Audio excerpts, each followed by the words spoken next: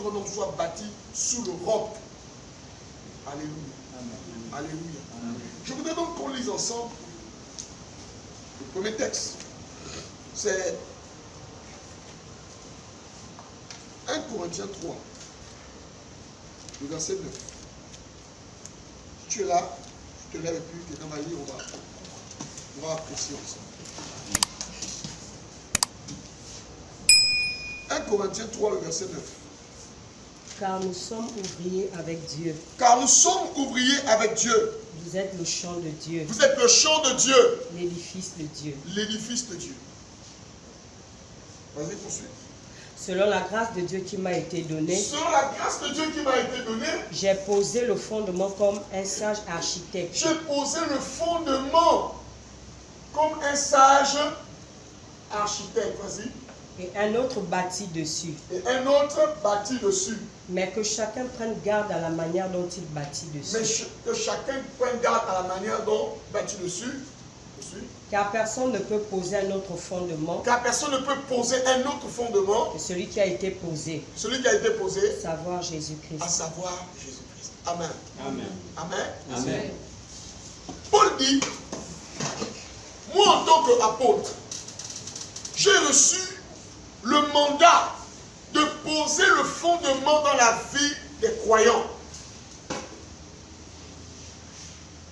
Moi, en tant qu'apôtre, Dieu m'a appelé pour poser le fondement. Maintenant, il y a le fondement qui est la structure de base de la maison. Et en fait, chacun bâtit avec le message qu'il veut. Ça veut dire quoi? On peut te prêcher sur le mariage, sur l'argent, la prospérité, tout ce que tu veux entendre. Si le fondement, ce n'est pas Jésus-Christ, si on ne t'a pas posé le bon fondement, ça ne tient pas. Si on te pose le fondement qui est Jésus, tu peux connaître des difficultés. Tu peux tomber un jour dans le péché. Tu peux avoir des problèmes, rejeté par les parents, méprisé, persécuté au travail. Tu ne vas pas régner la foi. Or, il y a beaucoup de gens, de plus en plus, des gens qui régnent la foi. La Bible est en train de dire que les gens abandonneront la foi. Pourquoi? Parce qu'on ne prêche plus ces fondements-là. Jésus-Christ, c'est le fondement. Amen. Amen. Mais quand on dit fondement, c'est non seulement Jésus-Christ en tant que personne, mais c'est aussi Jésus-Christ en tant qu'œuvre. Ça veut dire ce que Jésus a fait. Si ta mère te dit, ton frère te dit, parle-moi un peu de Jésus, tu vas lui dire quoi? Jésus, il guérit. Jésus donne les enfants. Ça, c'est un Jésus fonctionnel. Je te parle du fondement de qui est Christ. En dehors de ce mariage, enfant, voiture, tout ça, là, en dehors de ça, parle-moi de Jésus. Le fondement. Et je voudrais donc qu'on reprenne à tout à zéro. Je voudrais que les chrétiens de cette église grandissent dans les normes bibliques en recevant des enseignements solides qui vont bâtir ou rebâtir votre foi en Christ. Parce qu'il y a des gens qui n'ont pas eu une bonne foi. Tu te convertis à Shekinah. Tu auras du mal à avoir une bonne foi. Tu as une foi, mais tu as une foi bizarre. Amen. Je vous dis la vérité. Il y a des endroits où on ne prêche pas l'évangile. Parce que si on fait une église où on ne parle que des sorciers, ce n'est pas l'évangile ça. Amen. Ça c'est autre chose. Amen.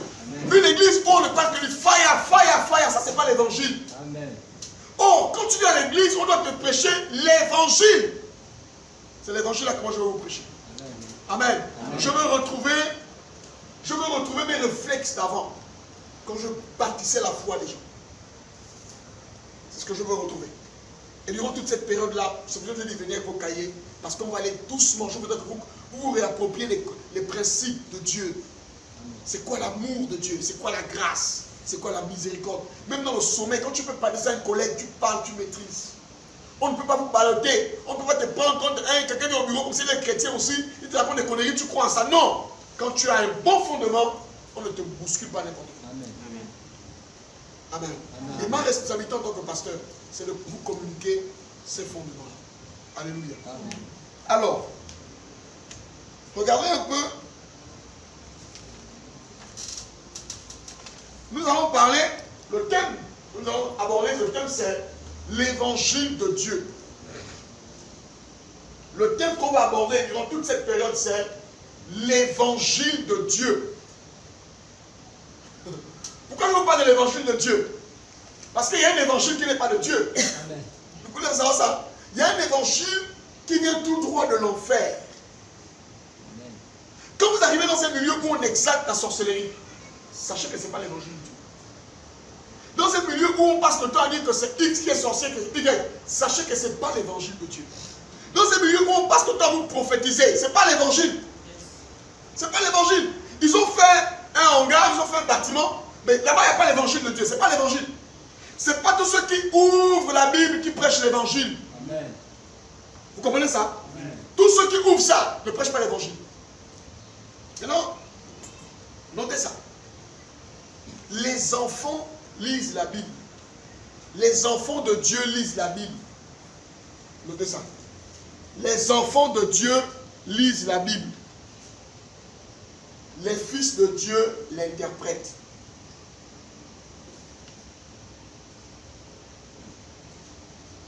Les enfants de Dieu lisent la Bible. Les fils de Dieu font quoi? L'interprètent. Alors, vous êtes un enfant ou vous êtes un fils? Les enfants de Dieu, on dit ouvrez, on ouvre. Et puis le pasteur fait son show. Ah non, là c'était fort aujourd'hui. Hein? Mais les fils de Dieu, ils sont dans l'esprit des chrétiens de Béret. Est-ce que ce que le papa a dit là, c'est vrai? On va aller vérifier ça. Mais pour vérifier une chose, vous devez avoir les moyens de le vérifier. Amen. Quand vous arrivez au tribunal,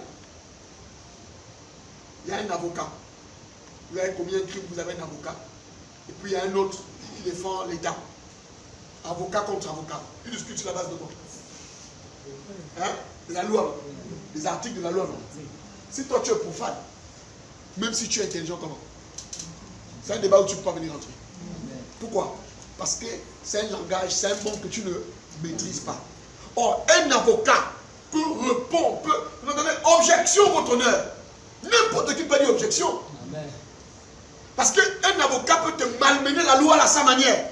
Il n'y a qu'un autre qui peut répondre à cela. Amen. Si vous n'êtes pas capable de discerner le faux quand les gens prêchent, c'est parce qu'on ne vous a pas présenté le vrai. Amen. Donc quand les gens prêchent le faux, vous êtes dans la confusion. Ah, est-ce que c'est vrai? Est-ce que c'est pas vrai? Or, quand vous avez écouté le vrai, quand quelqu'un prêche le faux, c'est comme un détonateur. Tac, tac, tac, tac, tac, tac, tac. Même si la personne transpire, vous savez qu'il ment. Et voilà pourquoi nous sommes à l'église.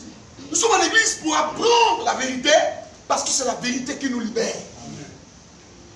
Je disais à madame de ménage de matin, je dis, tu sais, moi, quand je suis devenu chrétien, on ne m'a pas fait beaucoup de délivrance.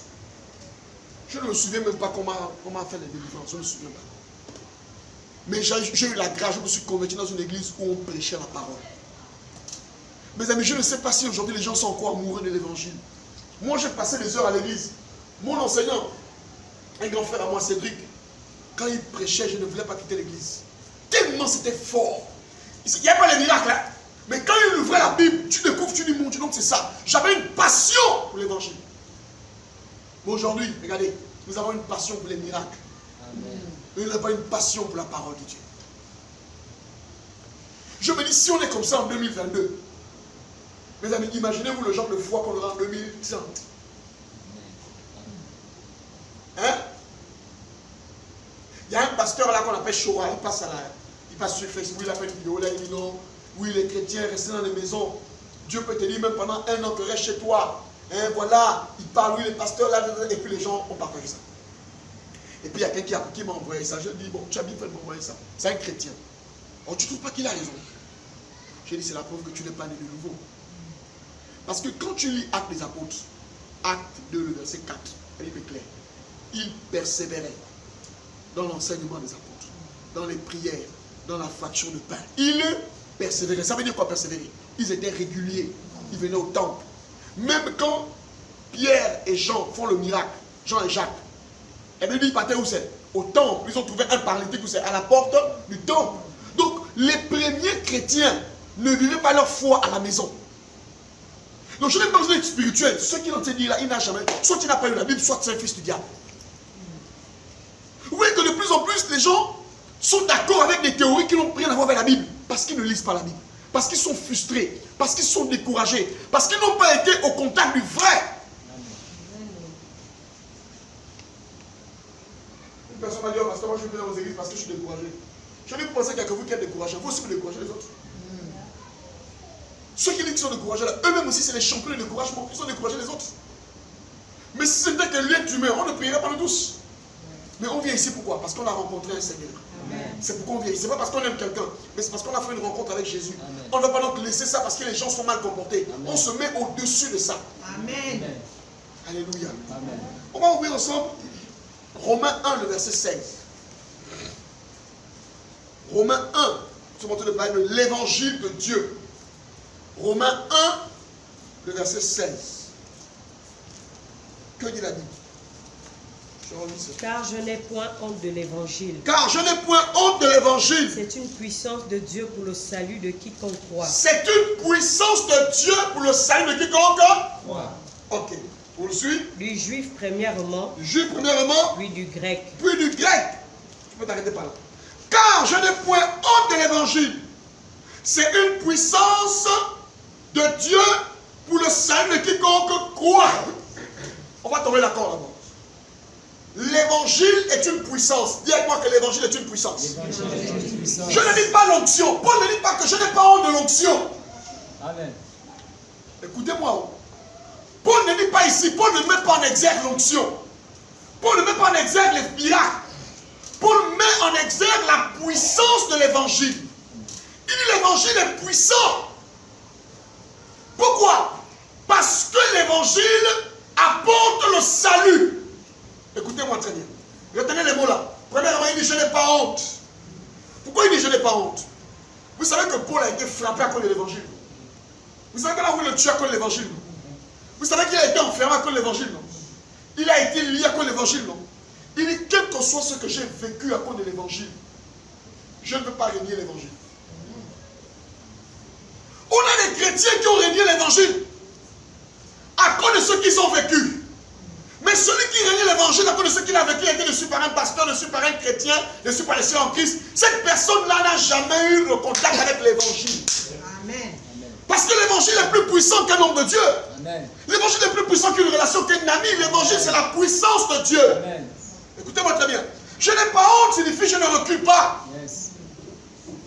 L'évangile, la Bible dit, c'est la puissance de Dieu. Puissance de Dieu. Dunamis.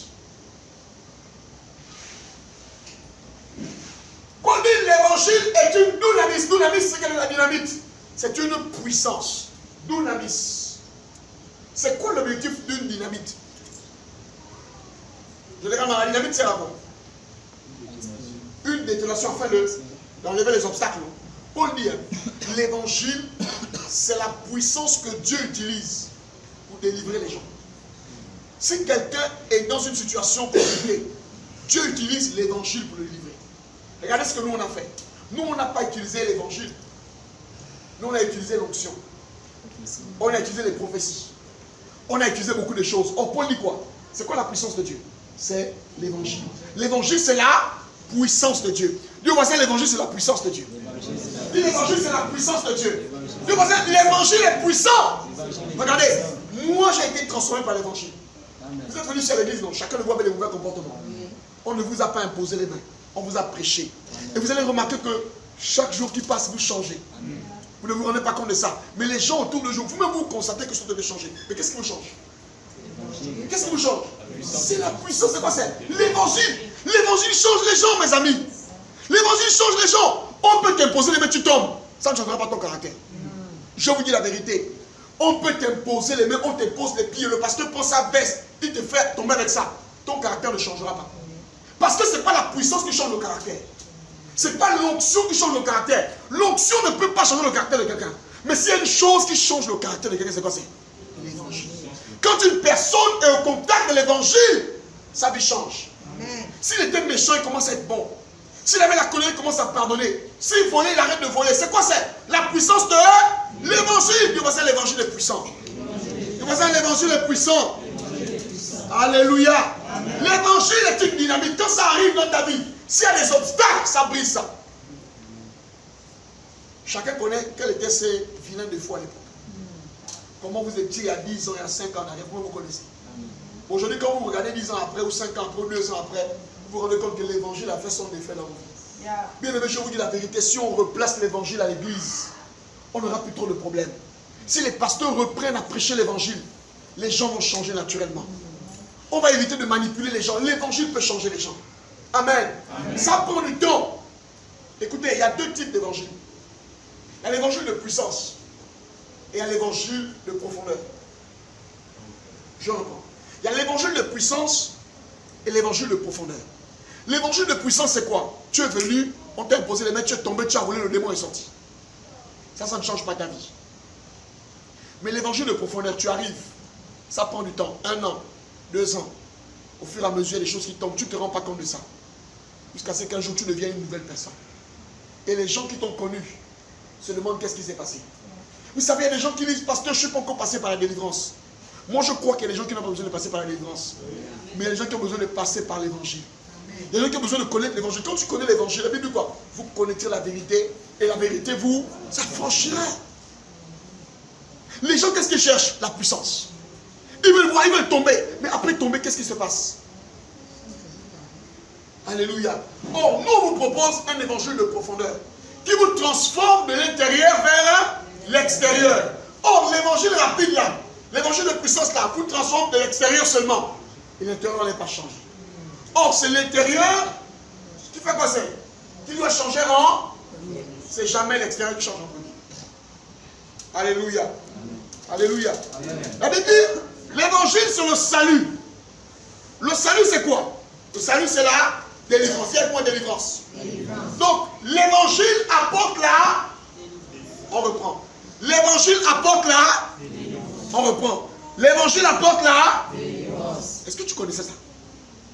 Est-ce que tu savais que l'évangile délivre? Comment venir à l'église? Dimanche, le pasteur va seulement lire un verset. Après, c'est feu dans les prophéties. Comment les gens vont être délivrés? Pour lui, les gens sont délivrés quand ils tombent. Ce n'est pas ce qui change. La Bible dit l'évangile, c'est le salut. Donc, c'est la délivrance. Il y a des gens, parfois, tu l'écoutes. Il est chrétien. Tu sens que son seul problème, c'est son manque d'enseignement. On a vu ça. La sœur vient se plaindre à la maison. Elle est chrétienne, elle dit ça, elle dit ça. Quand tu l'écoutes, Dieu te dit qu'en fait, elle a juste un problème de quoi? D'enseignement. Elle est chrétienne, mais elle n'est pas enseignée. Et quand tu n'es pas enseigné, tu es victime du diable. Lorsque tu cesses, lorsque tu commences à être enseigné, tu ne cours plus les hommes de Dieu. Lorsque tu commences à être enseigné, tu ne cours plus derrière l'onction. Tu ne cours plus derrière les programmes. Il y a encore des chrétiens dans ce pays-là. Dès qu'il attend qu'il y a un prophète qui est venu, il part là-bas. Après, il part là-bas. Oh, je suis en train de chercher ma délivrance. Tu sais, la délivrance n'est pas seulement chez l'église. La délivrance, c'est partout. Quand vous écoutez ça, sachez que c'est des gens qui n'ont jamais été au contact de quoi? De l'évangile. Parce que l'évangile te change. Alléluia. L'évangile nous libère de quoi? Premièrement, l'évangile délivre les hommes de la perdition. Notez ça. L'évangile délivre les hommes de la perdition.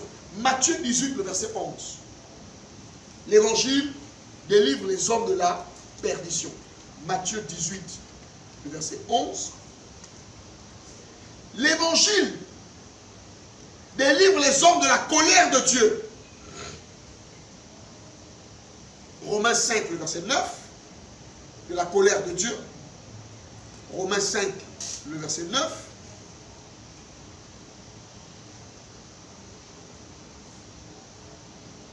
Elle délivre les hommes de l'ignorance spirituelle. Osée 4, le verset 6. Osée 4, le verset 6. On a dit qu'elle délivre de quoi? De là? La perdition. C'est quoi la perdition, mes amis? Quand quelqu'un est perdu, c'est quoi? La Bible dit le Fils de l'homme est venu pour sauver ceux qui étaient perdus. Être perdu signifie être perdu. Après une autre définition. Être perdu signifie être perdu. Alléluia. Amen. Donc l'évangile fait en sorte qu'une personne qui est en train d'aller sur le chemin de la perdition peut faire quoi? Ça peut revenir. L'évangile peut sauver un foyer. Vous savez, L'évangile a sauvé des foyers. Des gens qui maltraitaient leurs femmes, qui maltraitaient leurs maris. L'évangile a sauvé des familles, des enfants dans la délinquance. L'évangile a fait beaucoup de choses. L'évangile a ramené les gens à l'école. L'évangile a refait prendre conscience beaucoup de personnes. L'évangile a redonné la dignité à des gens, à des femmes qui n'avaient plus la dignité. Il y a des filles qui étaient devenues des prostituées. Dans les boîtes de nuit, chaque vendredi, c'est la boîte, on dirait des samedis. Mais l'évangile leur a donné. Il y a des femmes qui étaient vilaines. Souvent sur Facebook, on voit des vidéos où on te montre la femme là avant, dans le vin. Et après, quand elle a rencontré Jésus, tu as l'impression que c'est deux mondes différents. Oui. Mes amis, j'ai dit à quelqu'un un jour que quand moi je buvais, je dormais dans les caniveaux. Toi, tu ne bois pas le vin. Tu vois, oh non, moi j'ai bu 3 regards là, je suis. Je dis, frère, moi je ne bois pas 3 regards. Moi je mélangeais les liqueurs avec la bière. La dernière fois que j'ai bu sérieusement, m'a ramassé dans le caniveau d'Akébé, j'ai dormi là-bas. J'ai dormi dans le caniveau là. Ouais, Akébé dans le feu rouge. Là où il y a la boue là. J'ai dormi dedans. C'est le soleil de 10 heures qui m'a réveillé. J'avais bu 7 casiers. Mais moi, quand mes amis venaient me voir à la maison, eux, ils ne venaient pas aller les bouteilles, eux, ils venaient les casser à la maison. Oh, mon type, on est venu, il dépose. Le dernier grand test que j'avais eu, quand j'accepte de ma vie au Seigneur, je m'habille, je dis, on va à l'église. Mes amis débarquent avec les casiers de bière. Ils amènent ça comme ça à la maison. Il est où? Il est où? C'est que le nouveau chrétien, tu as ta cravate. Les gars sont venus, je dis, Seigneur, je fais comment? Il dépose ça. Joe, on a amené le bouillon. Ce matin-là, on tue ça une bonne fois. Je regarde les casiers. Et vous savez, je m'étais converti, l'église était comme Alliance chrétienne, donc tu écoutes le bruit de la louange. Mais les gars sont déjà là le matin chez toi. Non, Mani, ne nous faites pas ça, Mani. Moi, et puis bon, tu n'as aucun dimanche prochain. Le diable dit, oui, juste une dernière. Dieu me dit, c'est là le test. Ils sont venus, imaginez-vous. Mes amis, là, ne me donnent jamais l'argent. Mais quand ils doivent sortir l'argent pour eux, ils étaient forts. Le jour-là, je les ai dit, laissez rester à la maison. Mes soeurs vont s'occuper de vous. J'arrive. Je suis parti à l'église. J'ai prié. Je suis resté sur les réunions. On est parti avec les frères. Les gars sont restés après, ils sont partis, ils m'ont fait le message pour dire plus jamais on ne sera des amis. C'est comme ça que j'ai été délivré de la boisson. C'est l'évangile qui a fait ça. C'est l'évangile qui fait qu'aujourd'hui, quand je suis à côté des gens qui boivent, j'ai la nausée. Moi qui étais un ivrogne. Tu vois, quand j'arrive au milieu des gens qui boivent, je suis mal. Qu'est-ce qui peut faire ça? C'est l'évangile. La puissance de Dieu. Ce n'est pas l'imposition des mains, non. Tellement j'étais rentré en contact avec l'évangile, j'ai compris que ça, ce n'était pas l'évangile, c'est sûr. Je vais aller en boîte.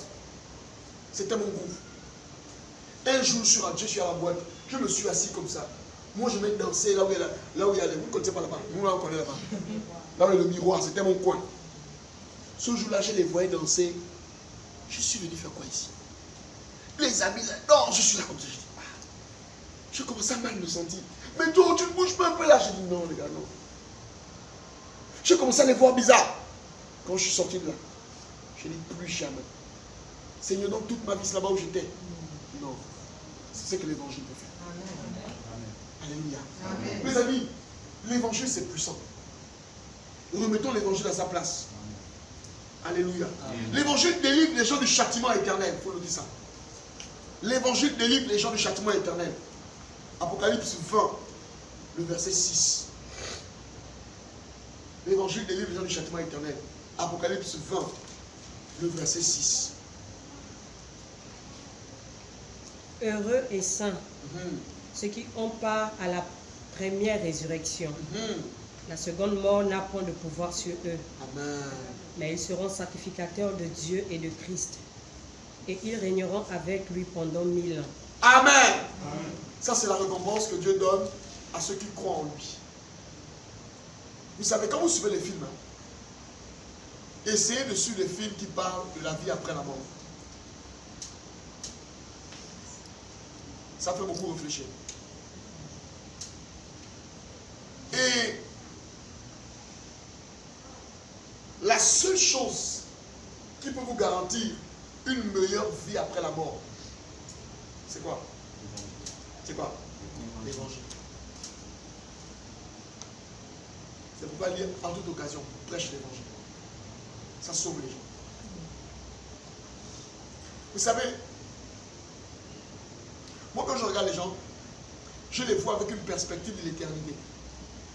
On va le voir tout à l'heure. Quelqu'un peut être bien, mais il ira en enfer. Quelqu'un peut être gentil, mais il ira en enfer. Quand même. Sa gentillesse ne va pas l'empêcher d'aller en enfer. Imaginez-vous en ce instant, vous êtes dans une maison et puis le feu commence à brûler. Vous voyez le feu commence à brûler, comment ça commence? Un petit feu. Vous êtes avec votre fils, votre soeur dans la maison. Vous voyez le feu brûler, vous sortez. Vous avez les moyens de sortir votre soeur ou votre fils, et vous le faites, vous le regardez comme ça.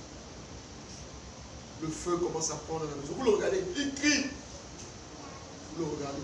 Et bon, vous avez commencé à voir le feu depuis avant lui. Vous l'avez laissé. Et vous êtes sorti, vous commencez à le regarder comme ça. Et il meurt. Comment vous allez être? Vous allez être bien. Vous allez être bien, comprenez-moi? C'est ce qui se passe chaque jour devant vous. Les gens vont en enfer. Les gens se perdent. Vos parents que vous aimez là, vos soeurs, vos frères, s'ils n'ont pas le Seigneur, c'est l'enfer. Et pendant que vous êtes vivant, c'est l'occasion de leur dire, ça peut changer. Un jour, ma petite soeur, j'avais une campagne d'évangélisation. J'ai invité beaucoup de gens. Et je lui ai dit, viens, elle m'a dit, oh, je veux venir, envoie-moi dans un taxi. Écoutez, envoie-moi dans un taxi, je veux venir, c'était un samedi. Je ne l'ai pas envoyé, j'ai oublié. J'ai prêché l'évangile le jour-là, les gens sont convertis. Ma petite soeur, je sais de qui je parle. C'était une jolie fille. Très jolie. Le dimanche, en soirée, on m'appelle pour dire qu'on l'a trouvée morte à la plage. Mes amis. En fait, quand je pleurais le jour-là, peut-être que mes soeurs là pensaient que je pleurais parce qu'elle était morte. Je me suis rendu compte que si je l'avais envoyé dans un taxi, elle serait venue. Elle aurait certainement donné sa vie au Seigneur. Même si elle était morte, elle aurait été sauvée. J'ai pleuré les larmes de mon corps. Et ma petite soeur ne connaissait pas le Seigneur. C'était une petite fille qui vivait à 100 à l'heure. Moi, je comprenais l'enjeu, l'éternité. On mange avec des gens qui vont en enfer s'ils meurent. Vous qui avez Facebook, chaque matin quand vous vous connectez, qu'est-ce que vous constatez? C'est l'annonce d'une personne qui est morte. Quelqu'un est mort. Quelqu'un est mort. Quelqu'un est mort. Mais la question c'est, il faut où? Nous on est là, on vient à l'église. On peut changer. On peut changer leur destination. On ne fait rien. L'évangile de Dieu. Alléluia. Je voudrais ce soir parler de la question du péché. Je n'ai pas dit les péchés, hein. J'ai dit le péché. Parce qu'il n'y a pas d'évangile s'il n'y a pas le problème de péché. L'évangile est venu parce qu'il y a eu un problème au départ, on est d'accord. On ne parle pas de grâce s'il n'y a pas eu un problème au départ. On ne parle pas d'arrivée de Jésus s'il n'y a pas eu un problème. Si Jésus est venu, c'est parce qu'il y avait eu un problème. On est d'accord? Il faut qu'on tombe d'accord. Je vous ai dit que je vais reprendre à partir de zéro. Vous devez comprendre comment les choses ont commencé. Pourquoi on se retrouve là aujourd'hui? Pourquoi on parle du retour de Jésus? Pourquoi on parle de la mort de Jésus? On parle de tout ça à cause d'un problème. Le péché. Amen. Et donc ce soir, on va traiter la question du péché. C'est quoi le péché? Parce que beaucoup de personnes ne connaissent pas le péché. C'est quoi le péché? Je n'ai pas dit ceux qui pêchent. J'ai dit le péché. Quel est le sens biblique du péché? Ok. Le mot péché, il y a l'hébreu, c'est avon. Ah, c'est l'hébreu. Maintenant, il y a amasia. Amasia, c'est en grec.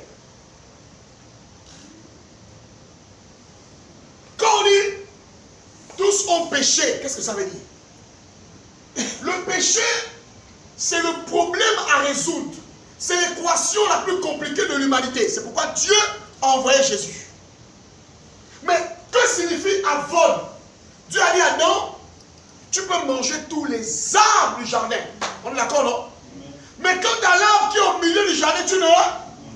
Pourquoi? Le jour où tu mangeras, tu... Le jour où tu mangeras, tu... C'est bien. Donc, le péché est directement lié à quoi? La mort. Note ça. Le péché est directement lié à la mort. Qu'est-ce que j'ai envie d'expliquer? Jésus est venu en fait, ce n'était pas non seulement pour délivrer du péché, mais surtout pour nous sauver de la mort. Or, la mort, que signifie la mort? 3 types de mort, il faut noter ça. 3 types de mort. La mort, c'est un mot générique, mais il y a 3 types de mort. Quand Dieu a dit le jour où tu en mangeras, tu mourras, il parlait d'abord, premièrement, de la mort spirituelle. Premier niveau de mort. La mort spirituelle. La mort spirituelle, c'est la séparation spirituelle avec Dieu. Dès que Adam a péché, il a été quoi? Chassé du? Chassé du? Donc, quand on dit qu'un homme est mort, suivez d'abord, un homme est mort, on va d'abord dire que cet homme est séparé spirituellement de qui? De Dieu. Tu me suis là? La mort signifie d'abord la séparation spirituelle de qui? De Dieu et de l'homme. Il y a désormais un fossé. Amen. Amen. Ensuite, il y a quel type de mort? La mort physique. On a dit mort spirituelle. Mort physique. C'est quoi la mort physique? Quand l'esprit quitte le corps. C'est quoi la mort physique? La mort du corps. Tu es né poussière, tu retourneras. Est-ce qu'on est d'accord? Donc, Jésus est venu résoudre le problème de la mort, pas, mais il est aussi venu résoudre le problème de la mort physique. De sorte que nous qui allons mourir là, on ne mourra plus après. C'est pourquoi Jésus est ressuscité. La résurrection signifie ceci. La résurrection signifie que quand tu vas mourir là, après, tu ne connaîtras plus la mort physique. La Bible dit que nous serons changés, on aura un nouveau corps. Est-ce que vous savez que pendant que vous êtes là, je vais vous choquer ce soir, Paul dit que chacun de vous ici, qui avez reçu Jésus, vous avez un corps glorifié au ciel qui vous attend. Vous savez ça? Regardez, quand vous suivez les matchs, peu importe le sport, bon, pas au Gabon ici, hein, chez les Blancs, dans les vestiaires, chaque joueur a son numéro, n'est-ce pas? Mais il a aussi son maillot, non? Quand il arrive, qu'est-ce qu'il fait? Il ouvre son placard et il prend quoi c'est? Son maillot qu'il a mis, non? C'est la même chose qui se passe pour vous. Quand Jésus est mort, il n'a plus le même corps. Il a ce qu'on appelle un corps glorifié. Pendant que tu es là, quand tu vas mourir, dès que tu meurs, il y a une transmutation qui va se passer. Tu vas avoir ce qu'on appelle un corps glorifié. Donc en dehors du corps que tu fous de la crème là, c'est un faux corps, le corps que tu fous de la crème là, ça va passer. Il y a un vrai corps qui t'attend, on appelle ça un corps glorifié. Amen. Acclame Dieu. Quand vous dites non, laissez l'église. Ah mon frère, alors là je vais laisser l'église. Ceux qui vont en enfer n'ont pas de corps glorifié. C'est le même corps là, qui va avec là-bas. Mais nous là, on a un corps glorifié. Alléluia. Troisièmement, c'est la mort éternelle. Dites-moi la mort éternelle. Donc 3 types de morts. Mort spirituelle, mort physique et mort quoi? Éternelle. C'est quoi la mort éternelle? C'est la séparation éternelle de l'homme avec Dieu. Ceux qui vont aller en enfer, ils vont vivre ce qu'on appelle la mort éternelle. Ça veut dire qu'ils vont crier là-bas. Je veux l'eau, il n'y a pas l'eau. L'éternité n'a pas de date. Quand tu vois des gens qui n'acceptent pas Jésus, mon Dieu, mais quel danger pour eux. Tu vas vivre 50 ans sur la terre. Dès que tu meurs, tu vas aller vivre toute ta vie dans le feu. Vous êtes prêts à faire ça? Hein? Dieu voisin, on ne joue pas avec l'éternité. Dieu voisin, on ne joue pas avec l'éternité. Quand tu vois quelqu'un qui te dit, oh non, laisse ta de l'église, tu dis, oh, tais-toi mon frère. Ici, là, c'est l'éternité. Quand je vais mourir là, un jour, je serai devant Dieu. L'éternité, on ne blague pas avec ça. Mon père m'avait dit, si tu acceptes d'aller à l'église de réveil, je te chasse de la maison, plus jamais tu ne seras mon fils. Je dis à mon père, je t'aime beaucoup, mais je préfère Dieu. Écoutez bien mon histoire. Hein. J'ai tenu tête à mon père. Je ne vous demande pas de le faire. La Bible dit, enfants, obéissez à vos parents selon le Seigneur. Ça veut dire que lorsque un parent t'oblige, ou une personne t'oblige à faire une chose qui est contraire à ce que les Écritures te demandent, tu as le droit de le désobéir. Tu comprends ce que je dis? Lorsque ton père t'oblige à aller manger le bois, ne dis pas oui papa je pars. La Bible dit que enfants obéissez à vos parents. La Bible dit obéissez à vos parents selon le Seigneur. J'ai dit à mon père, j'accepte Jésus. Pourquoi? Parce que mon père ne peut pas me donner la vie éternelle. Oui. Amen. Parce que mon père et moi, on est la même condition. S'il meurt là, il va en enfer. Moi, si je meurs, je m'en vais en enfer. J'ai dit, papa, je ne veux pas te choisir. Je choisis Dieu. Aujourd'hui, mon père respecte Dieu parce que j'ai fait un choix. Mes amis, ne permettez jamais à quelqu'un de jouer avec votre éternité. Ne permettez pas. Moi, je me suis séparé de certains amitiés à cause de ça. Quand je me rends compte que quelqu'un a une légèreté dans les questions de l'éternité, on se sépare. Même à l'église, vous devez choisir vos amis. Les gens qui t'amènent sur le Congo, ça, sépare-toi d'eux parce qu'ils ne peuvent pas te communiquer l'éternité. Les gens jouent à l'église, l'église joue l'éternité. Amen. Je prêchais hier dans les pasteurs, chez les pasteurs où j'enseigne là-bas. Je lui ai dit, mais attendez, vous pensez que quoi? Quelqu'un, tu es venu à l'église, quelqu'un t'a amené. Parce que la personne t'amène, elle quitte l'église, toi tu dis non, je quitte l'église. Tu n'as rien compris. La personne était un taxibus. Quand le taxibus vous prend de Carrefour en bas, jusqu'à derrière la prison. Il vous dépose derrière la prison. Quand il vous dépose là, et si vous dites au taxibus, je t'aime beaucoup, tu es un bon taximan, amène-moi partout où tu veux. Non. Là où tu iras, j'irai. Tu dis ça? Non. Tu dis au taxi. Pourquoi? C'était quoi son rôle? De te déposer à. Dans la vie, Dieu utilise des gens comme ça pour vous amener à un endroit et ils partent. Vous ne devez pas les supplier que non, oh, comme celle qui m'a amené, elle est partie. Vous ne comprenez pas les enjeux de l'éternité. Dieu a utilisé quelqu'un pour vous amener là et puis c'est tout. Mes amis, ne permettez jamais à une personne, même dans le cas du mariage, de jouer avec votre éternité. Ce n'est pas négociable. Quand je me suis marié avec ma femme, heureusement qu'on était tous deux chrétiens, j'étais clair avec elle. J'ai dit toutes les fois qu'il me sera demandé de choisir entre toi et Dieu, ma chérie, ne réfléchis même pas. Je ne te choisirai jamais. Ça, ma femme le sait. C'est pourquoi ma femme ne va pas m'appeler que non, tu es où c'est? Oh non, rentre déjà, j'ai besoin d'être avec toi. Elle sait quand sur les choses de Dieu, elle fait de sa bouche. Elle ne joue pas avec ça. Parce que demain, je serai devant le Seigneur. Je dois rendre compte de mes œuvres. Je dois dire à Dieu, Seigneur, je t'ai servi. Donc, tu vas venir m'empêcher, moi, de servir Dieu parce que je t'aime. Désolé, chérie, je t'aime, mais laisse-moi servir Dieu. Amen. Vous qui n'êtes pas encore marié, vous devez déjà régler ces questions-là avant le mariage. Il faut éviter que quelqu'un croit. Il croit que Dieu t'a appelé. Vous n'êtes pas encore marié. Maintenant, tu deviens marié, il t'empêche de servir Dieu. Moi, tu as fait l'église là, je ne veux plus. Mais tu as quel problème? Bon, tu sais, la Bible dit, femmes, soyez soumises. Quoi? Si c'est un païen, on peut comprendre son cas, mais c'est une personne qui est chrétienne. Si c'est les païens, on peut comprendre, mais c'est des chrétiens. Il ne faut pas jouer avec ça quand même. Dieu va s'en blague avec l'éternité. Dieu va s'en blague avec l'éternité. Mes amis, moi c'est un principe, et ma femme, elle va vous dire que lui, il ne joue pas avec ça. Tout le temps je bénis Dieu, je dis que ça là, c'est le côté où je bénis Dieu pour ma femme. Et c'est que lui là, lui c'est quelqu'un qui est dans les choses de Dieu. Elle va me fatiguer que non, c'est comment, depuis là, elle ne connaît pas ça.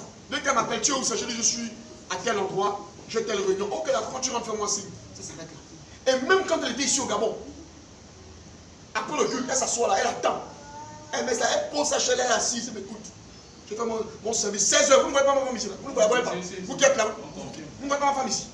Ma femme restait jusqu'à 16h, 17h, même si elle est fatiguée. Sauf si elle a une urgence à faire, elle part faire. Elle va me dire que non, ma chérie, toi aussi. Non, elle reste là. Parfois, c'est même vous qui êtes mes pasteurs aussi. Ta femme, là, elle est fatiguée. Mais elle sait que c'est comme ça. Quand on épouse un homme de Dieu, quand on épouse un homme qui a le rôle d'enrôler les gens de l'éternité, on doit faire avec ça et c'est comme ça.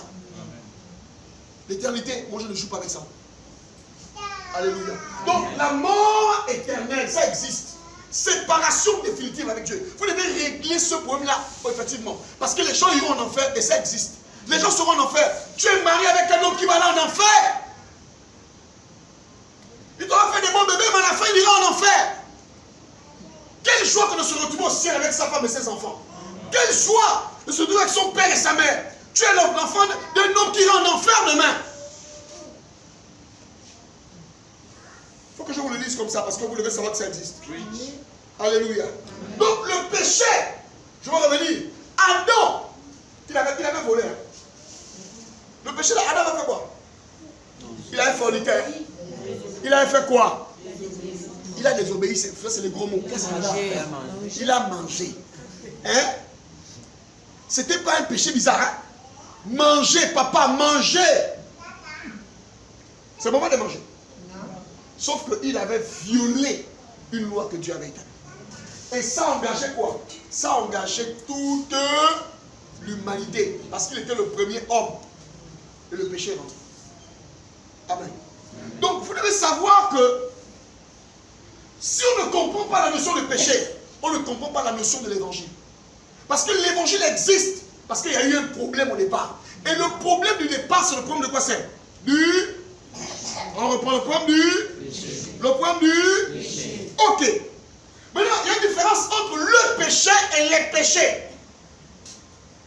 Voici le problème. Il y a une différence entre le péché et les péchés. Romains 5, le verset 12. Qu'est-ce qu'on dit? Romains 5, 12. Différence entre le péché et les péchés. Romains 5, 12. Qui peut lire?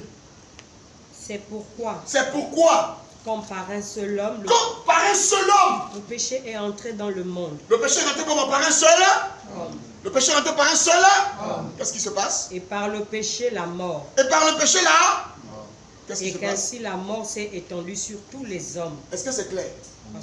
Parce que tous ont péché. Parce que tous ont péché. Paul explique comment tous ont péché. Dis-moi, toi tu étais à Éden. Toi qui as mangé le fruit. Tu as mangé le fruit le jour-là. Pourquoi tu péchais? Parce que un seul homme, le premier homme a fait quoi? C'est a introduit le... Je vous pose la question. Entre Adam et Ève, qui a mangé le fruit au premier? C'est Ève, non? Mais que dit la Bible? Le péché est rentré par qui? Ève. Pourquoi vous aimez prêcher en disant oui, si on a les problèmes là, c'est à cause de Ève? C'est pas Ève.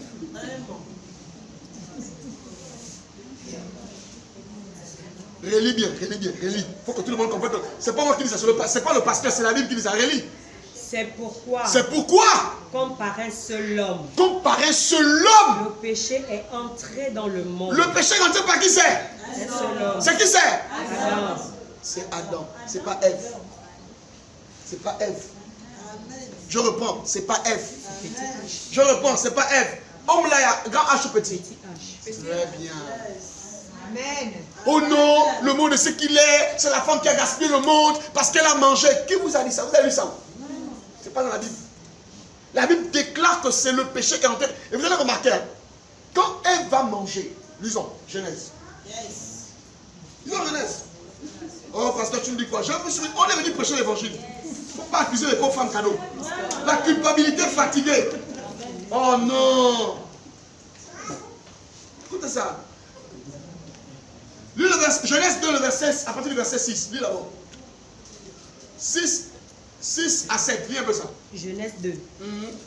Mais une vapeur s'éleva de la terre. Et le 3, explique pourquoi. Genèse 3, verset 2. Oui. Verset La 6. femme, verset 6. Écoute. La femme vit que l'arbre était bon à manger. Elle a vu que l'arbre était bon à manger. Et agréable à la vue. Et qu'il était précieux pour ouvrir l'intelligence. Écoutez ça. Oh. Elle prit de son fruit et en mangea. Elle en donna aussi à son mari qui était auprès d'elle et il en mangea. Écoute maintenant ça. Les yeux de l'un et de l'autre s'ouvrirent. Ils connurent qu'ils étaient nus. Très bien, regardez. Dès que la femme mange, les yeux ne s'ouvrent pas. Regarde bien. Dès que la femme mange, les yeux ne...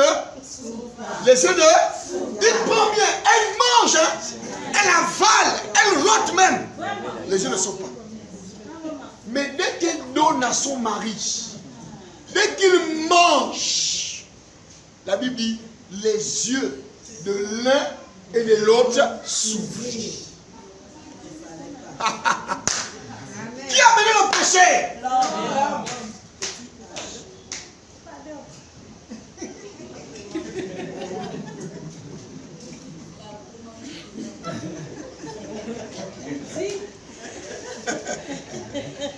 Non, mais je vous explique en fait. Regardez.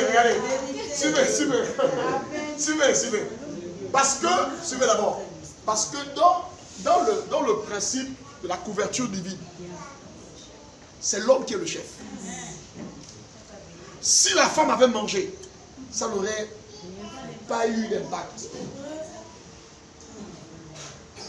Regardez ce qu'il va faire. Quand Dieu lui demande, comment tu sais que tu es nu? Il dit à Dieu, c'est la femme que tu m'as donnée.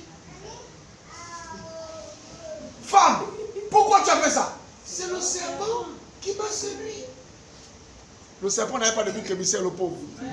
Laissez-moi rester comme ça. Hein? Regardez, suivez. Pourquoi la Bible parle de ça? Je voudrais que vous compreniez ce qu'on appelle la notion de la responsabilité. Les histoires, oh non, c'est pas ce qui s'est passé, c'est pas moi, demandez un peu aux autres. Non. Quand vous êtes responsable de quelque chose et que ça ne marche pas, c'est vous que Dieu voit. Dieu ne voit pas les gens qui ont fait, Dieu vous voit. Dieu vous demande des comptes à vous. Et quand il est venu, il n'a pas dit, Ève, où es-tu? Il a posé la question, Adam, Adam, où es-tu? Il dit, je me suis caché. Il n'a pas appelé Ève, pourquoi? Parce que c'est lui. C'est très important de le savoir. Oh non, je ne sais pas ce qui se passe. Moi, je ne le connais pas. Vous voyez là-bas, voyez là-bas. On voit là-bas comment? On voit là-bas comment? Tu gères une église, on te pose la question. Mais l'église, ah non, je ne sais pas. Il faut demander aux membres. Oh. C'est toi le responsable. C'est pourquoi à un moment donné dans le leadership, vous devez prendre des décisions même quand les gens ne sont pas d'accord. En tant que responsable, vous décidez. Même si les gens disent oh non, tu dis hey, ici c'est moi qu'on a confié ça. Parce que demain quand ça ne marchera pas, on ne verra pas vous, on verra moi-même. Imaginez-vous le président arrive au ministère des Eaux et Forêts. Pourquoi la forêt est comme ça?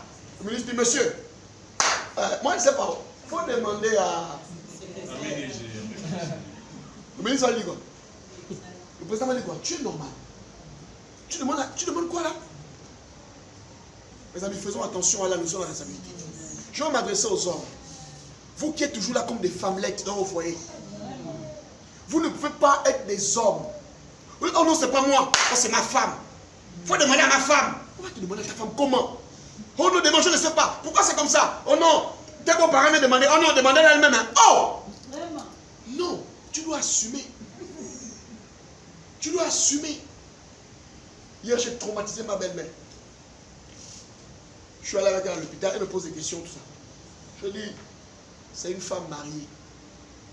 Oh, mais j'ai dit, il faut me demander, c'est moi. Oh, j'ai dit, maman, c'est ma femme. Je décide. Elle a senti que ça, c'est un homme qui connaît sa position. J'ai dit, maman, après Dieu, la personne que j'ai le droit de protéger, forcer, c'est ma femme. Si vous vous amusez, je change avec vous. Je ne vous laisse pas l'occasion de venir parler à ma femme. Non, ce n'est pas possible. Parce qu'elle n'est plus demoiselle, c'est une femme mariée. Vous venez parler mal, je vais vous répondre. Pourquoi? Parce que je comprends que l'autorité, c'est celui qui défend. C'est pas que, ok, en tout cas, c'est votre enfant, faites comme vous voulez. Tu vas vendre ta femme dans ta belle famille. Or, quand ils sentent que ça, c'est un homme qui protège sa femme, ils ne s'amusent pas à faire n'importe quoi. C'est ce qu'on appelle être un homme, c'est être responsable. C'est dire, ça c'est pas bien, change ça. Oh non, même si elle boule. Parce que demain, quand le foyer va aller mal, il y a des femmes qui dirigent le foyer. Hein? Il y a des femmes qui dirigent le foyer, c'est pourquoi elles finissent à la fin femme battante. Tu sais, ici là, c'est moi qui dirige. Dirige. Un jour, tu vas rester seul, le mari va aller à côté. Alléluia. Amen. Le péché est rentré par qui? Un seul homme. Et à travers de cet homme, le péché s'est répandu. On ne dit pas les péchés, on dit quoi? Le péché. Le péché. Donc il y a une différence entre le péché et les péchés. Le problème de l'humanité, ce n'est pas les péchés. Je vais vous choquer. Le problème de l'humanité, ce n'est pas parce que les gens tuent les autres. Les gens fument. Les gens boivent. Les gens empoisonnent les autres. Ils boivent les cocolos. Ce n'est pas ça le problème de l'humanité. Parce que qu'est-ce que tu veux dire? Jean voulait vous dire que quand vous allez prêcher l'évangile aux gens, je laisse par là ceux qui sont d'information ici. Arrêtez de leur dire non, arrête de boire. Arrête de fumer. Ça, c'est pas l'évangile. Parce que vous-même qui êtes là, quand vous veniez à l'église à l'époque, vous laissez vos péchés à la porte. Après le culte, vous récupérez ça. On se connaît ici. Mais c'est après que vous avez commencé à abandonner ça. Ce n'est pas le problème des péchés, le problème. Le problème, c'est le péché. Donc, la Bible dit que le péché est entré. Et donc, pour délivrer l'humanité de la mort spirituelle, de la mort physique, de la mort éternelle, il fallait régler le problème du péché. Pas le problème des péchés, mais le problème du péché. Jean 1, 29. Rapidement, Jean 1, 29. On y va. Jean 1, 29. Le lendemain, il vit Jésus venant à lui. Il a vu Jésus venir à lui. Et il dit de Jésus. Voici l'agneau de Dieu. Voici l'agneau de Dieu. Qui ôte le péché du monde. Qui fait quoi? Vous avez péché à S là? Non. Péché à S? Non. Jésus n'est pas venu pour tes mensonges. Non. Jésus est venu régler le problème à la source. Le problème du péché. Ceux qui vont mener les gens en enfer, ce n'est pas parce qu'ils boivent. Ce n'est pas parce qu'ils trompent leur femme ou leur mari. Ce qui va les amener en enfer, c'est le péché.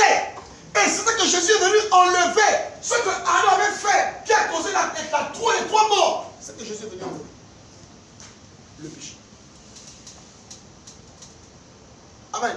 Amen. Donc, quand tu rencontres quelqu'un, ne parle pas de ses péchés. Parle-lui de Jésus. S'il rencontre Jésus, ses péchés seront réglés. Amen. Mais si tu lui lis la liste, quand tu dis à l'église, il dit non, je bois encore. Moi, je me bats encore. Moi, je fume encore. Je vais d'abord bien me purifier. Non, frère, viens à l'église. Je dis à quelqu'un, je pose à quelqu'un une question terrible. Imagine que tu arrives à l'hôpital général. Tu trouves les gens qui sont là qui attendent le médecin, tu rentres. Après, tu nous fais quoi ici? C'est une question normale. Tu arrives à l'hôpital, tu nous fais quoi ici? C'est normal ça. Pourquoi? L'hôpital. Ou imagine-toi, tu es bien portant. Tu t'habilles le matin, tu mets ta veste, ton folie, et puis tu vas t'asseoir aux urgences. Tu n'as pas de problème.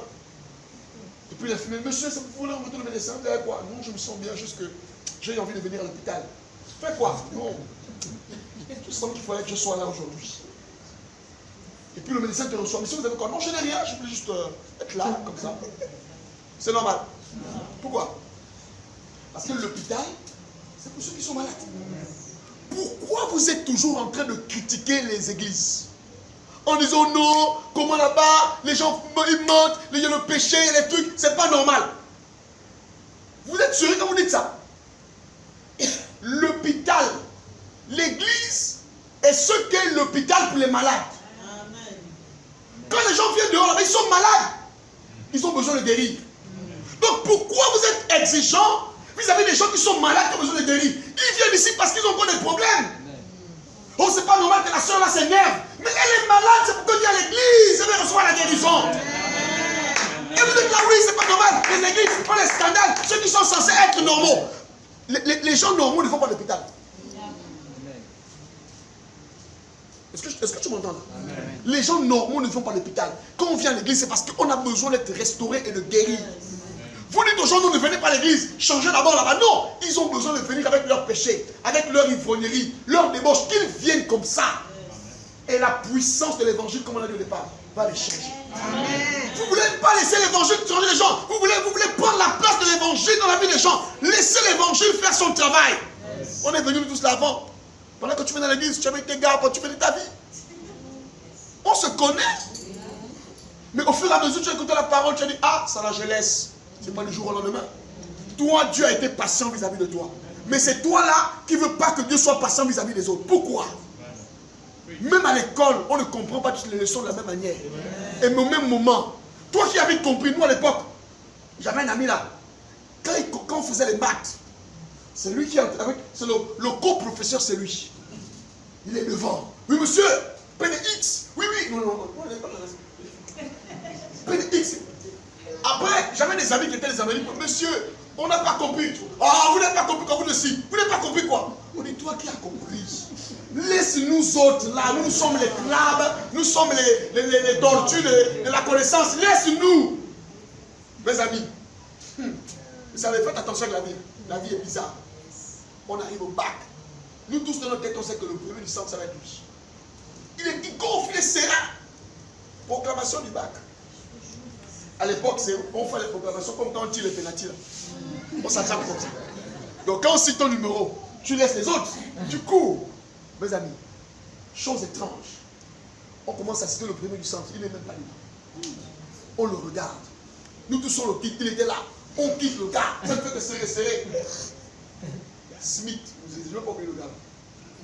Il a échoué d'office. Brillamment. Il est devenu humble. Ce jour-là, il dit non, je ne pense pas que je vais aller vérifier. Va vérifier, mon frère. L'année qui a suivi, il a porté la tenue. Et il est devenu là très humble.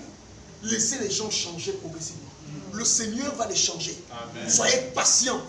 La grâce qui vous a transformé là, c'est la même grâce qui va transformer les autres. Ne les oppressez pas. Laissez Dieu faire un travail dans leur vie. Laissez Dieu. L'évangile, c'est la puissance de Dieu. Amen. Donc, le péché, Jésus est venu régler ça. Quand il est mort à la croix, c'était le problème du péché, pas le problème des péchés. Moi, je vais vous dire une vérité, tu vas peut-être un peu vous mettre mal à l'aise. Premièrement, nous avons besoin d'être libérés du péché. Oui. Mais nous avons besoin d'être pardonnés de nos péchés. Je reprends. Nous avons besoin d'être libérés du péché. Mais nous avons besoin d'être pardonnés de nos péchés. Pourquoi? Parce que le péché et les péchés, ce n'est pas pareil. Les péchés, c'est lié au comportement. Hein? Le péché concerne le comportement. Ce qu'on fait généralement. Regardez. Romains 7. Je relis un peu Romains 7. On va comprendre comment le péché se passe. Attends, je vais regarder. Romains 7.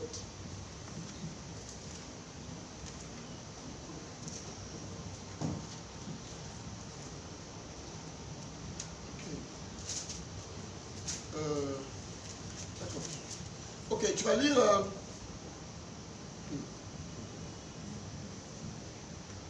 À partir du verset 14, lis un peu ça. Romains 7, 14, on y va. Nous savons. Nous savons. En effet. Que la loi est spirituelle. La loi est spirituelle. Mais moi, je suis charnel. Charnel. Vendu au péché. Vendu au péché. Car je ne sais pas ce que je fais. Je ne sais pas ce que je fais. Je ne sais pas si tu vas te retrouver dans ça aujourd'hui. Lis un peu ça. Je ne fais point ce que je veux. Je ne fais point ce que je veux. Est-ce que tu t'es aussi retrouvé dans ça un jour? Et je fais ce que je hais. Et je fais ce que je hais, oui. Or, si je fais ce que je ne veux pas, je reconnais par là, la loi est bonne. Et maintenant, ce n'est plus moi qui le fais, mais c'est le péché qui habite en moi. C'est le péché qui habite en moi. Il y a une loi qu'on appelle la loi du péché. Celle que Adam a déclenchée au commencement. Poursuis. Ce qui est bon, je le sais, n'habite pas en moi. C'est-à-dire dans ma chair. J'ai la volonté, mais non le pouvoir de faire le bien. Ça t'arrive aussi. Tu as envie d'arrêter de faire quelque chose. Mais tu sens que c'est compliqué. Hein? Tu es là. Pourtant, tu n'aimes pas trop le DSP. Tu es là comme ça, là. Tout le coup, il y a une voix qui dit DSP, DSP, DSP. DSP, on a boit bien qu'on n'a pas la DSP.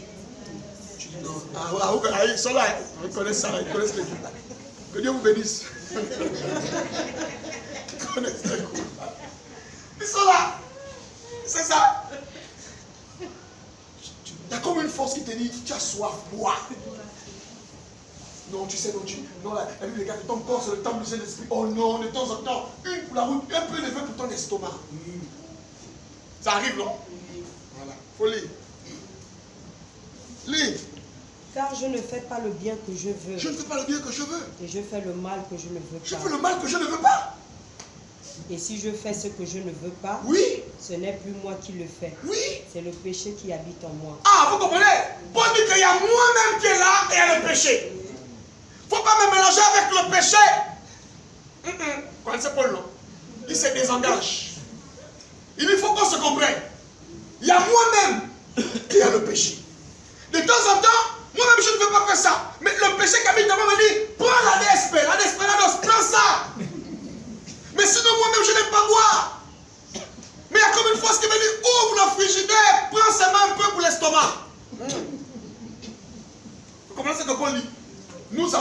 batailles dans nos vies. Où il y a des choses qu'on n'a pas envie de faire. Mais il y a comme une force qui te dit, vas-y, vas-y. Paul dit que faites la différence entre, et c'est là où je voulais vous enseigner ce soir. Vous devez faire la différence entre le péché et le pécheur. Je reprends. Faites toujours la différence entre le péché et le pécheur. Nous condamnons le péché, mais nous ne condamnons pas le pécheur. Si vous comprenez ça, la femme adultère avait péché, trouvée en flagrant délit d'adultère. Les gars ont dit non, on va la condamner, on va la tuer. Jésus dit non, faites la différence entre le péché et le pécheur. Dieu aime le pécheur, mais il hait le péché. On doit être comme ça, on doit haïr le péché, mais aimer le pécheur. Est-ce que tu es là ce soir? C'est bon? Je ne fais pas, je pense que si toi aussi un jour, tu te reconnais qu'il y a des choses que tu fais que tu n'avais pas fait, tu vas être moins exigeant vis-à-vis des autres. C'est parce qu'on pense qu'on est de Dieu, qu'on est tellement exigeant, on est tellement parfait que parfois on a du mal à être tolérant vis-à-vis des autres. Alléluia. Poursuis la lecture, ma fille. Je trouve donc en moi cette loi. Donc en moi il y a cette loi. Quand je veux faire le bien, quand je veux faire le bien, le mal est attaché à moi. Le mal est attaché à moi. Car je prends plaisir à la loi de Dieu. Car je prends plaisir à la loi de Dieu. Selon l'homme intérieur. Selon l'homme intérieur, selon dans mon cœur, j'aime Dieu. Dans mon cœur, j'aime Jésus. Vous savez, c'est cruel. Tu arrives.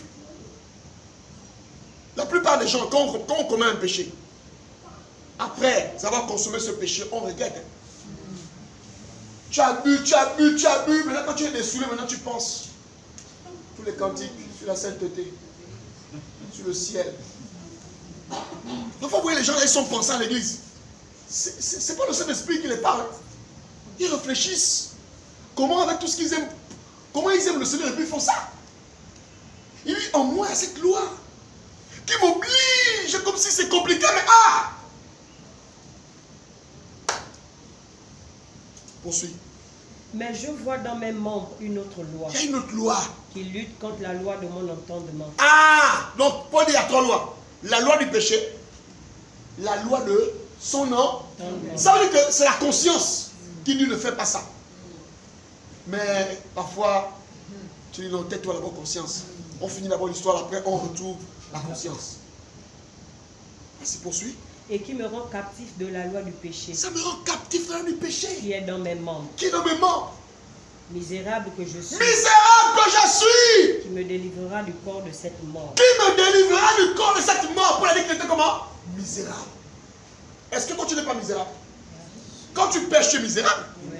Pour la clinique que je me suis rendu compte que je suis misérable. J'avais un frère. Il aimait fumer. Il fumait beaucoup. Quand il vient à l'église, ça va, il y a un truc qu'on ne cache pas, c'est la cigarette. Et c'est lui qui m'a encore salué les autres avec un saint baiser. Au lieu même de saluer les autres comme ça, lui il met oh frère, que le Seigneur te bénisse. Et il met les moments mentholés. La cigarette, elle m'a mentholé, papa maintenant, ça ressort, ça amplifie même encore l'odeur. Un jour on a fait à soi, frère, pourquoi tu aimes fumer? Il pleure. Je ne sais pas. Souvent. Je n'aime pas la cigarette normalement. En réalité, je n'aime pas la cigarette. Et souvent vers 23h, tu entends une voix qui me dit lève-toi. Et je ne sais pas, parfois c'est pas mes pieds qui marchent, mais je suis devant la vitrine. Et puis je me retrouve en train de fumer. C'est quand je finis de fumer que je mes esprits reviennent. Ah! Frère, tu es possédé. Pourquoi? Il voulait nous faire comprendre que c'est un esprit qui fumait en lui. Mais nous on savait que ce n'était pas un esprit. Avait pris le dessus. Donc au bout d'un moment, il n'arrivait plus à se contrôler. La plupart des gens qui font le mal ne le font pas de gaieté de cœur. Ils le font avec un regret. À la fin, ils regrettent. Vous êtes là en train de dire, oh oui, regarde un peu comment elle peut faire ça. Vous pensez que vous êtes plus consciente qu'elle. Hein? Un jour, un pasteur avait dit, mais dis non, pasteur Amour, moi je ne comprends pas. Ce frère-là, il a commis un péché. Mais moi, je vais de temps en temps sur WhatsApp. Je vois ses statuts. Je ne vois même pas un signe de repentance. Non. Parce que vous savez, quand on pêche normalement, il y a un signe de repentance. Même les versets bibliques, c'est les versets bibliques de la repentance. Je dis frère, tu dors avec lui. Attends, tu dors avec lui. Pourquoi vous jugez les gens sur la base de ce que vous voyez? Tu as voulu quoi? Comme il a péché sur ses statuts. Oh Dieu, aie pitié de moi, selon ta grande bonté. J'ai péché contre toi, grand roi de Sion. Après tu dis oui. Là il a l'esprit de repentance. Il faut bien faire attention avec ça. J'en parlerai. La repentance, ce n'est pas le fait de crier, de pleurer devant les gens. Quelqu'un peut pleurer là, ils sont fous. C'est le cinéma qui fait. Ne jugez pas les gens sur la base de ce que vous voyez. Quelqu'un sort là. Il insulte quelqu'un là. Il insulte. Nous tous on voit comment il a insulté. Et puis on se sépare. Il rentre dans une salle là. Il ressort. Nous là, qui l'avons vu insulter, on continue de voir une personne qui est impolie. Mais le temps qu'il est rentré là, vous ne savez pas ce qu'il a dit à Dieu. Donc il sort, il demande pardon à Dieu, il arrive là. Dieu l'a pardonné. Mais vous qui êtes là, vous continuez de le voir comme un homme que Dieu est en train de punir parce qu'il a insulté les gens. Faites attention. Alléluia. Alléluia. Oh, regardez. Va lire un peu. 1 Jean. 1 Jean. 1 verset 8 à 9. On parle là des péchés. 1 Jean 1, 8 à 9. On parle des péchés rapidement. Si nous disons que nous n'avons pas de péché, nous nous séduisons Je nous-mêmes. pose une question. C'est S ou sans S? Si nous disons que nous n'avons pas de péché, il n'y a pas d'S à péché. D'accord. Sinon, nous disons que nous n'avons pas de péché. Ça non? Nous nous séduisons Nous-mêmes. Pourquoi? Et la vérité n'est point en nous. Quand une personne dit que moi je n'ai pas de péché en moi, je ne pêche pas. Paul dit que tu es un menteur. Tu es séduit. Aucun être humain ne peut dire qu'il n'a pas péché ou qu'il ne pêche pas. Paul dit que c'est le mensonge. Il y a des gens comme ça à l'église qui disent qu'eux ils ne pêchent pas. Les autres c'est des pécheurs. Mais Paul dit que si toi tu dis que tu n'as pas péché, tu es un menteur. Et la vérité n'est pas en toi. Il y a comment les prédicateurs quand ils prêchent. Eux c'est les autres, c'est le peuple qui pêche. Eux ils sont saints. Et quand il a dit, si nous disons que nous n'avons pas de péché, nous sommes comment? Des menteurs parce qu'on se séduit nous-mêmes. Poursuis. Si nous confessons nos péchés, Ah, si nous confessons nos péchés, il est fidèle et juste pour nous les pardonner. il est fidèle et juste pour nous les... Donc, la solution du péché, c'est la croix. Jean 1, 29. Voici l'agneau de Dieu qui fait quoi? Qui ôte. Maintenant, la solution des péchés, c'est quoi? La confession. Oh, vous n'avez pas bien compris. Regardez, la solution du péché que Adam avait commis dans ta vie, le péché n'existe plus. Est-ce que tu crois en ça? Amen. Donc vous ne croyez pas bien ça. Amen. Regardez, le péché que Adam avait commis là n'existe plus dans ta vie. On l'a lu. Jean 1, 29. Voici l'agneau de Dieu qui ôte le péché. Est-ce qu'on est d'accord? Donc le péché qu'Adam avait commis n'existe pas dans ta vie. Parce que c'est le péché là qui amène les gens en enfer. Amen. Mais comme tu as encore le corps, Paul a dit quoi? Le péché habite dans quoi c'est? Hein? Mais le mensonge, le vol, c'est pas toi, c'est pas tous les péchés que tu peux t'imaginer là, la colère. La solution pour être délivré de ça, c'est la confession. Amen. Yes. Si nous confessons nos péchés, dis quoi confesser? Confessez. Confesser, homologeo, ça veut dire la même chose. Quand on vient à l'église le matin, on dit, on va confesser nos péchés. Il faut arrêter de dire, Seigneur, tu connais mes péchés. Ça, c'est pas confesser. Seigneur, tu sais là, j'ai fait ce qui est mal. Dis ce qui est mal. Homologuer, on veut dire la même chose. Si tu as volé, dis Seigneur, j'ai volé. Hein? Si tu as menti, pourquoi la vie des gens est lourde? Pourquoi notre vie spirituelle ne décolle pas? Parce qu'on ne se confesse pas. Les chrétiens ne confessent plus leurs péchés. Les chrétiens sont dans les généralités. Oh Seigneur, tu connais mon péché. Pardonne-moi mes péchés en action, mes péchés en parole. La confession, c'est dire les types de péchés là. Tes péchés en action là, c'était quoi? Seigneur, je suis un congosseur. Je suis parti avec le nom de la sœur dans une boutique, chez Aladji, j'ai parlé mal d'elle là-bas, j'ai laissé son nom chez le boutiquier. Vous devez dire ça. Tant que vous ne dites pas ça, le sang de Jésus ne vous couvre pas. Maintenant, si vous accumulez les péchés sans les confesser, c'est ce qui alourdit la vie spirituelle. Et ce qui fait que quand vous voulez prier, ça ne décolle pas. Parce que le poids du péché, c'est la mort. Puisque vous ne voulez pas parler pour dire ce que vous avez fait, vous voulez même tromper Dieu. Vous trompez les hommes, mais devant Dieu encore vous le trompez. C'est pourquoi en Israël, il y avait un jour qu'on appelait le Yom Kippour, le jour du grand pardon. Là, tout le monde devait confesser tous ses péchés. On amenait un bouc qu'on appelait le bouc Azazel. Le sacrificateur posait les mains et il confessait les péchés du peuple. Il parlait. Ce sont des voleurs, des menteurs, ils font ton argent, ils font ça. Après on chasse le bouc. Dis au voisin, ça fait combien de temps que tu t'es vraiment confessé? Pose la question. Ça fait combien de temps? Regardez à l'église, regardez pendant nos cultes ici.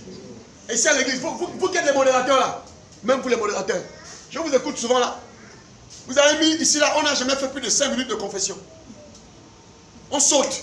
Saint-Esprit, inonde mon cœur. On n'a pas confessé. Église, il faut confesser les péchés. C'est vous qui êtes dans la manipulation, le mensonge. Vous venez là, vous êtes là, les chantes. Les premiers à confesser, c'est vous les chantes. Confessez vos péchés. Parce que c'est vous qui nous conduisez. Si votre spiritualité est lourde, avec les péchés, comment on va être conduit? La colère, c'est vous, la jalousie, c'est vous, la haine, c'est vous, le mensonge, c'est vous, la duplicité, c'est vous. L'autre à la guitare, l'autre au piano, l'autre au micro, et ils sont là dans les cantiques. Élevons nos mains. Après, tu comprends? Et pourquoi il n'y a pas eu l'onction? L'onction, c'est des gens qui ne se confessent pas.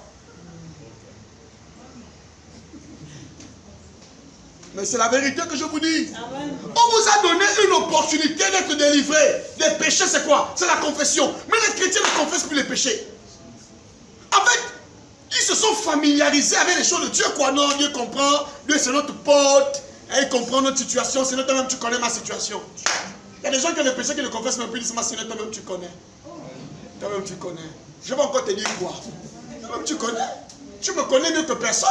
Ça, c'est du baratin spirituel. Tu as volé, dit Seigneur, j'ai volé l'argent de Tui. Les soeurs qui m'escroquaient là, Seigneur, j'ai escroqué. Je n'étais pas malade, j'ai escroqué.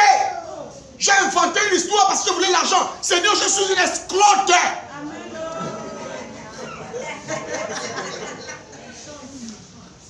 Oui, un jour, hein, un homme, sa femme aimait trop l'argent.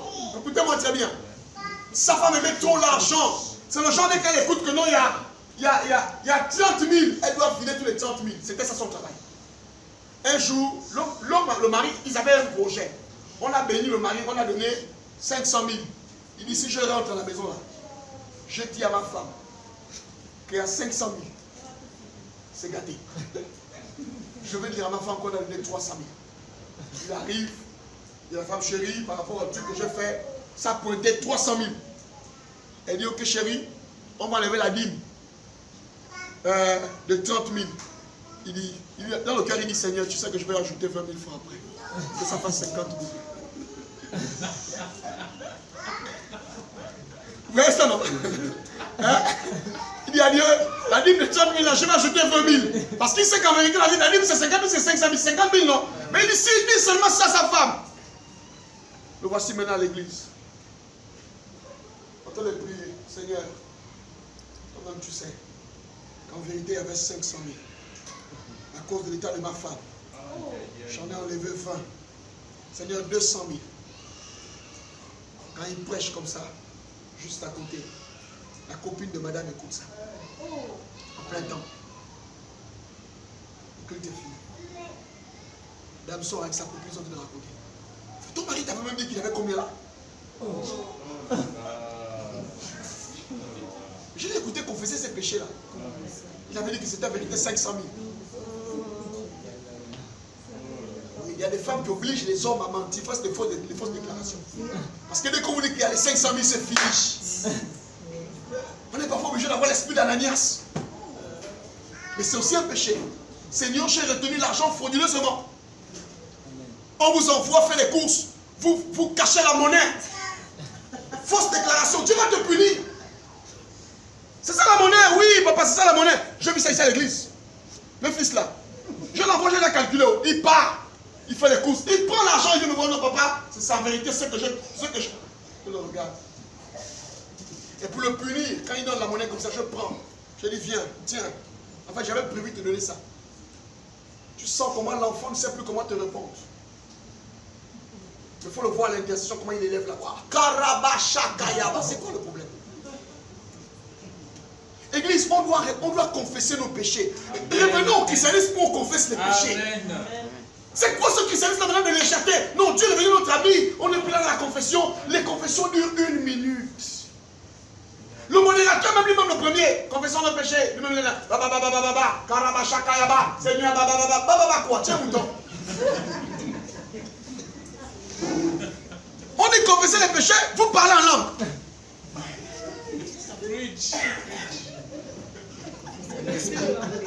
Oh, église, moi je vous dis la vérité. C'est ce qui fait qu'on a du mal à capter les fréquences de l'esprit. En réalité, quand vous priez, vous n'avez pas besoin de faire 5 minutes. En moins de 5 minutes, vous pouvez recevoir une direction de Dieu. Mais pourquoi ça devient difficile? Pourquoi aujourd'hui même les chants, les fausses révélations, même quand les chanteurs, regardez la respiration. La plupart des cantiques qu'on écoute aujourd'hui, là, des faux trucs. Quand la Shekinah descend, ça c'est quelle inspiration? Les gens qui ne prient pas, leur vie est lourde.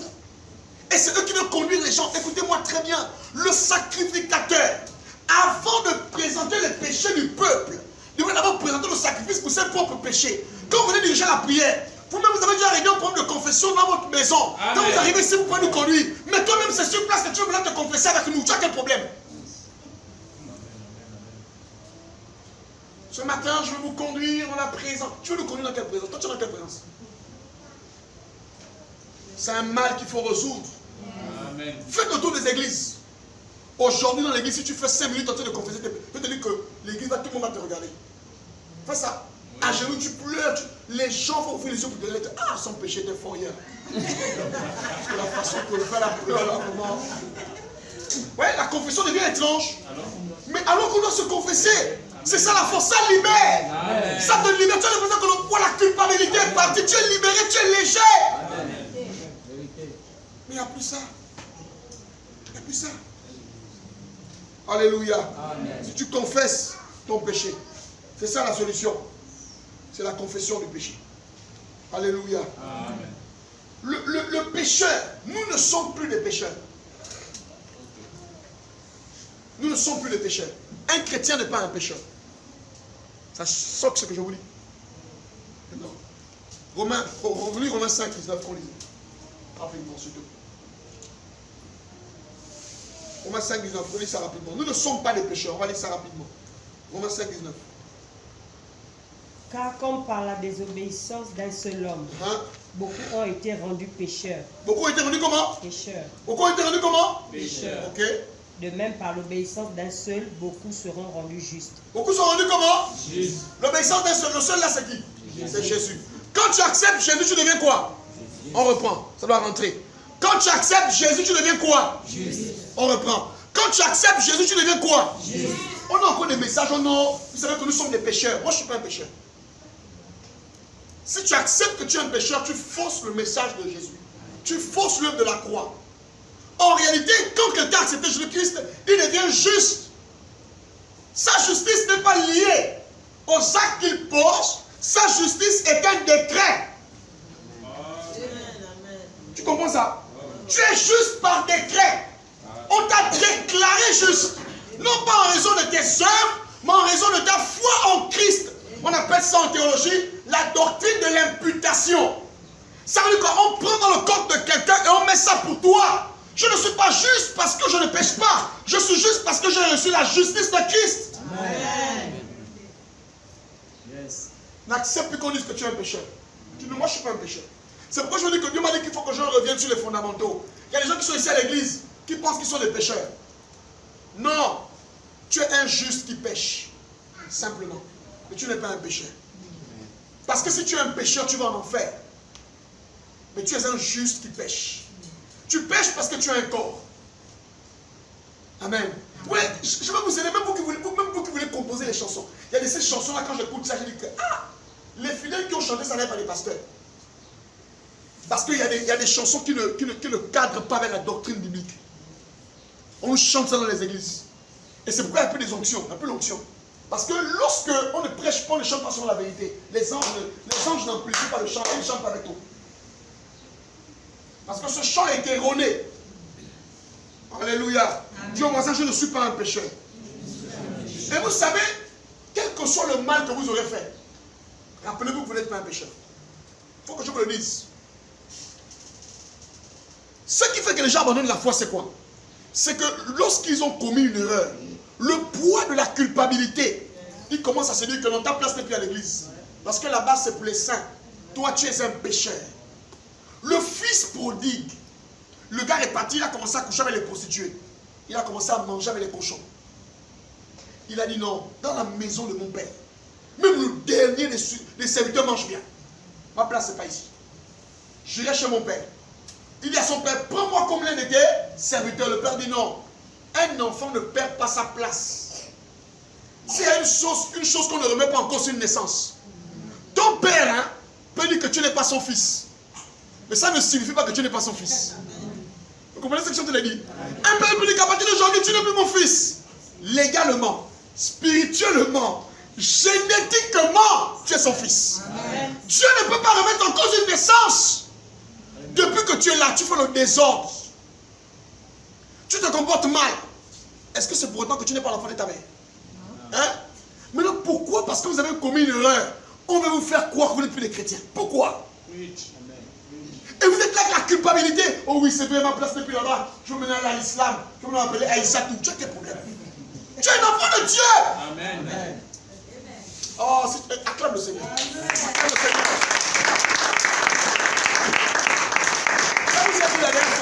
Je vous l'ai dit, au départ quand j'ai commencé l'enseignement, j'ai dû noter ça.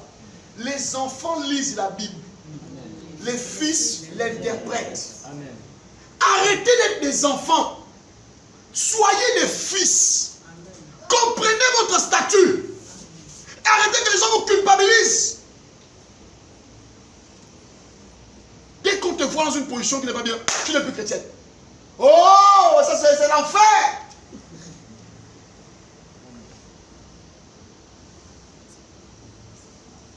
À chaque fois que vous commettez une erreur, posez-vous la question, que pense Dieu de moi? Un jour, j'ai repris un frère. J'ai dit, toi, quand tu n'étais pas marié, tu ne prêchais jamais sur le mariage. Tu ne prêchais jamais sur la fornication. Tu étais un gars qui prêchait les autres messages sauf ça. Dès que tu t'es marié, tout d'un coup, tu es devenu très inspirant. T'es grand, vous savez, la fornication, ça mène à l'enfer. J'ai dit, tu es un menteur, tu es un bandit. Quand tu étais dans la fornication, là, tu ne prêchais pas ça. Il fallait prêcher ça quand tu étais dedans. Maintenant, tu es sorti, tu as maintenant un vieux noir qui brille, tu montes dedans, tu t'arrêtes ça. Prêche le message même quand tu es dedans, prêche. Amen. Parce qu'il y a une chose que vous devez savoir. Quand Satan veut te voler un message, il te fait tomber dans un péché. Yes. Regardez, je vous explique ça simple. Satan, il est très intelligent. Tu prêches. J'ai un ami, vous le connaissez, il était venu ici. Il enseigne très bien sur le mariage. Quand il t'enseigne sur le mariage, regarde, tu as envie de te marier demain. Vous savez ce qui s'est passé? Il a divorcé avec sa femme. 20 ans de mariage. Divorcé, c'était un scandale. Il a divorcé de sa femme. Il passait à la télévision. Lui, quand il faisait l'émission radio sur le mariage, tous les couples chrétiens étaient connectés. Je n'ai pas venu ici, vous le connaissez, je ne sais pas si vous. Oui. 20 ans de mariage. Il a eu les grands enfants. Un jour, divorcé.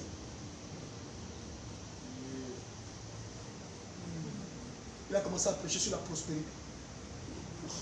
Plus de mots sur le mariage.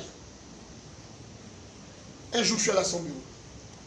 J'ai dit, quand j'étais écouté prêcher sur le mariage, je n'étais même pas encore marié. Mais je voulais déjà me marier. Je suis entendu une chose. Satan a réussi à voler le message dans ta bouche. Parce qu'il t'a fait tomber dans ce péché. Mais regarde, tu dois faire la différence entre toi et l'acte que tu as posé. Tu dois, vous savez, lorsque vous êtes dans une faiblesse, il faut parler de ça. Pourquoi? Parce que vous parlez au nom de Dieu. Écoutez-moi très bien. Si vous voulez sortir d'une situation, parlez de ça. J'ai dit, viens parler de ça. Tu vas voir, Dieu va te restaurer. Il dit, mais les gens me voient comment? J'ai dit, non! Dieu t'a mandaté pour ça. Dieu t'a calculé. Écoutez, il y a n'y a pas quelqu'un qui est patient comme Satan. Je vous dis la vérité. Vous êtes là, je vous vois, vous le chassez. Je te shoot, tu ne connais pas le diable. Satan, hein, quand il dépose une semence dans ton cœur, quand il est sûr que c'est déposé, il peut partir. Il connaît le principe. Les semences poussent toujours. Si tu es jaloux, c'est pourquoi il fait attention à vos cœurs. Vous qui êtes là, il y a des jaloux là cachés. Quand le diable a vu que tu es jaloux, il va déposer un jour le meurtre dans ton cœur. Il part. Vous vous imaginez un jour que Caïn a tué son frère. C'était son frère, le seul qu'il avait, dans mon bon petit. Satan a fait quoi? Satan a mis la graine. Il est parti. Il sait que ça va pousser. Tu es voleur. Tu commences à voyer les pièces dans les poches de ton père. 75, 125. Il met la semence. Un jour, ça la télé, on va te voir. C'est pourquoi vous devez vérifier vos cœurs. Oh non, elle a détourné 135 millions. Ça n'a pas commencé par 135 millions. Vérifiez bien. Celui qui vole un œuf, volera un œuf. Alléluia. Amen. Alléluia. Amen. On va voir, on va terminer avec les 3 aspects du péché. Il y a 3 aspects du péché. 3 aspects. Les 3 aspects du péché. Les 3 aspects du péché.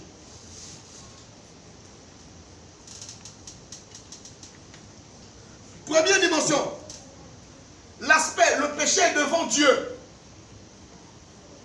Le péché, premier aspect, devant Dieu. Lorsque vous péchez, le péché est d'abord enregistré devant Dieu. Même si vous ne croyez pas, la première personne qui enregistre votre péché, c'est qui? C'est Dieu. Jésus a donné une révélation terrible. Il dit qu'il y a des anges qui sont à côté de nous. Dans les évangiles, Jésus dit que chaque être humain qui est à côté de Jésus ou sur la terre a un ange. Chaque soir, cet ange-là fait un rapport à Dieu sur ta vie. Quand il m'empêche, la première personne qui est au courant, c'est qui? C'est Dieu. C'est pourquoi vous avez remarqué dans l'Ancien Testament, la Bible dit souvent, nous avons péché contre l'Éternel. Vous avez déjà vu ça, non? Péché contre l'Éternel. Parce que le péché, la première personne sur qui ça tombe, le premier bureau, là où ça arrive, c'est Dieu. Alléluia. Premier aspect du péché, c'est devant Dieu. C'est pourquoi quand tu pêches, avant d'aller te confesser devant les hommes, confesse-toi devant Dieu. Règle ton problème devant le Seigneur. Mais il y a des gens qui ne sont même plus sincères devant Dieu. Ils cachent. Si tu caches à Dieu, qui peut te pardonner? Qui va encore te pardonner? Parfois Dieu veut seulement que tu lui dises, oh, ah Seigneur, voilà ce que j'ai fait. Les mathématiques m'ont troublé. Seigneur, j'ai triché dans le cahier. Écoutez-moi, sérieux. Dès qu'il y a la confession, Satan ne peut plus t'accuser. Je reprends. Tant que vous n'avez pas confessé un péché, le diable va utiliser ça contre vous. C'est pourquoi on l'appelle l'accusateur des frères. L'accusation de Satan agit sur les gens qui ne confessent pas. Ça veut dire que tant que vous n'avez pas confessé, Satan va utiliser ça contre vous. Or, dès que vous avez confessé, même si vous avez tué tout un pays, dès que vous avez confessé, le principe est quoi? Si tu confesses ton péché, il est Seigneur juste de te pardonner et de te... Donc là où il y a la confession, le pardon est obligatoire. Mais là où il n'y a pas la confession, l'accusation se présente. Parfois les problèmes que tu as là, non, c'est parce que tu ne confesses pas tes péchés. Voilà, il se réveille, tu arrêtes de dormir. Donc on a dit devant Dieu. Deuxième, dans la conscience. Dis-moi la conscience. Dis-moi la conscience. Le péché est identifié dans la conscience de l'homme. Écoutez, je vais bien parler de ça. Regardez. Je vais vous faire un exercice. Vous voyez ici, il y a une fenêtre, n'est-ce pas, en réalité? Suivez d'abord. Il y a une fenêtre, non? Est-ce que vous voyez la fenêtre?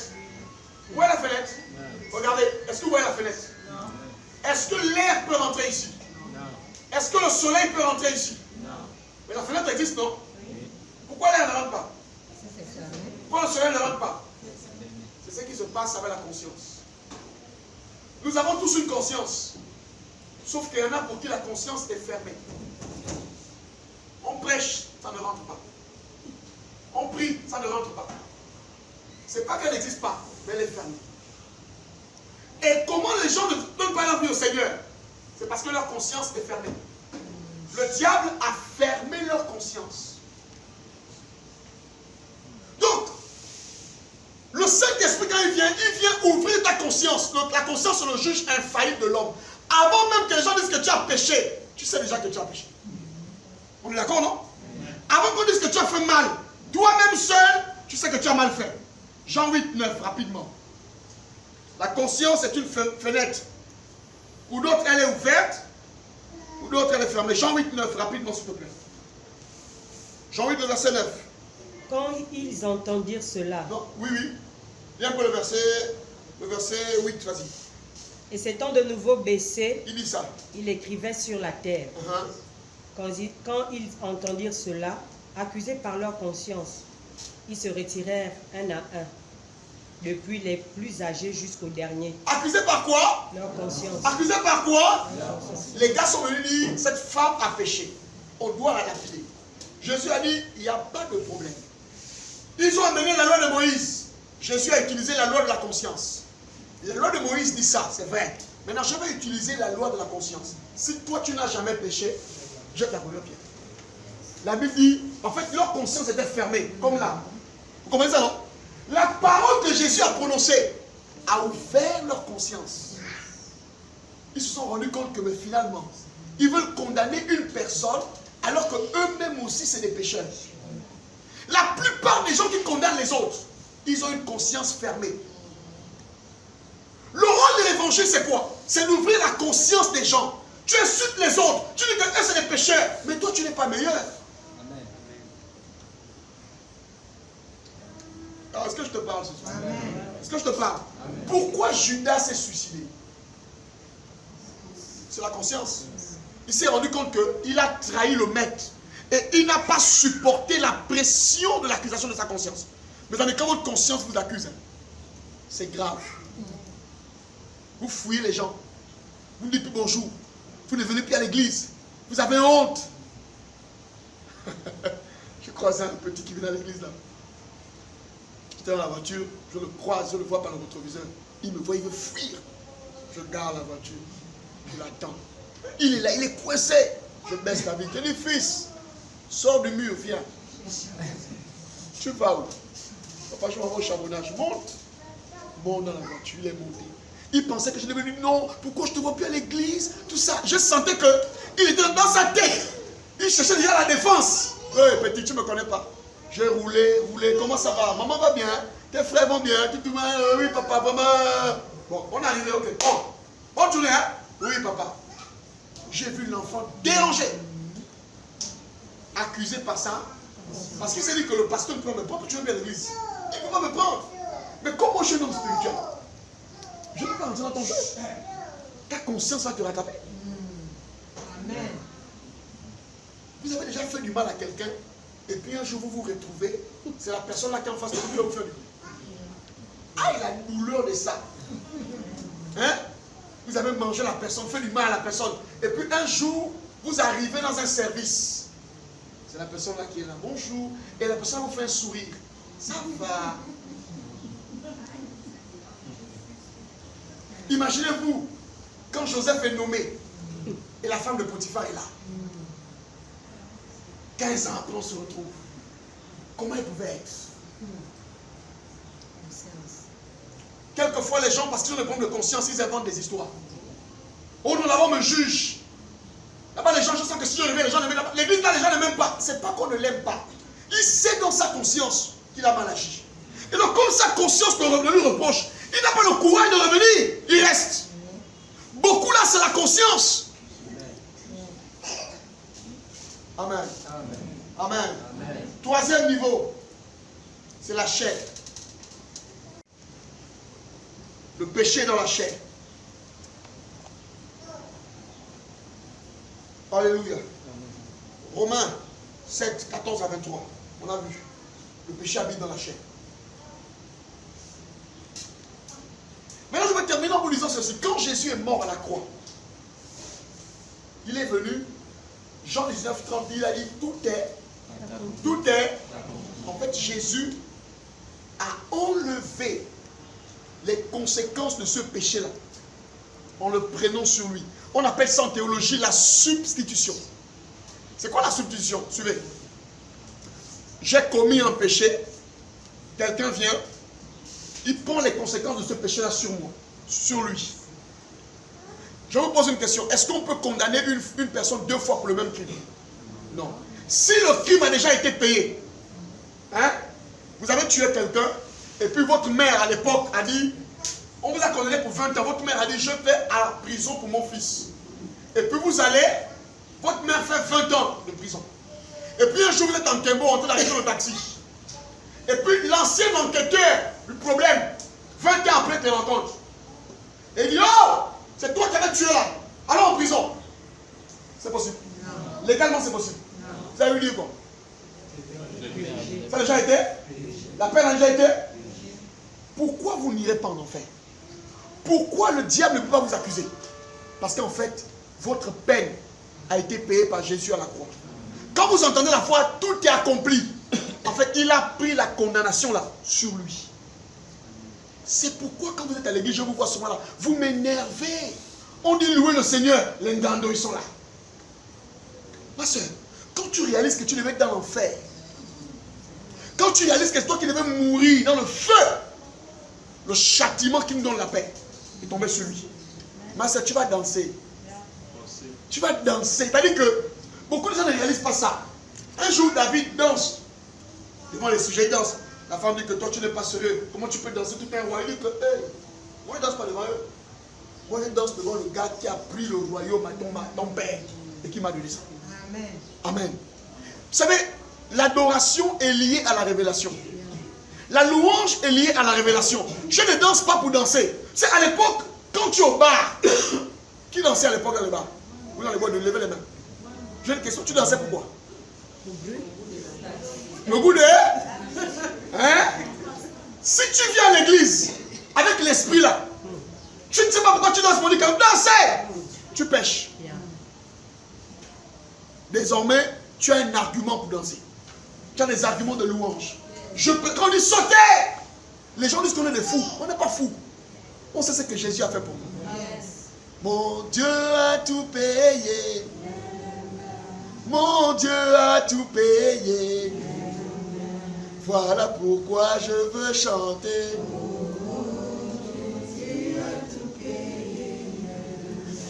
Jésus a tout payé.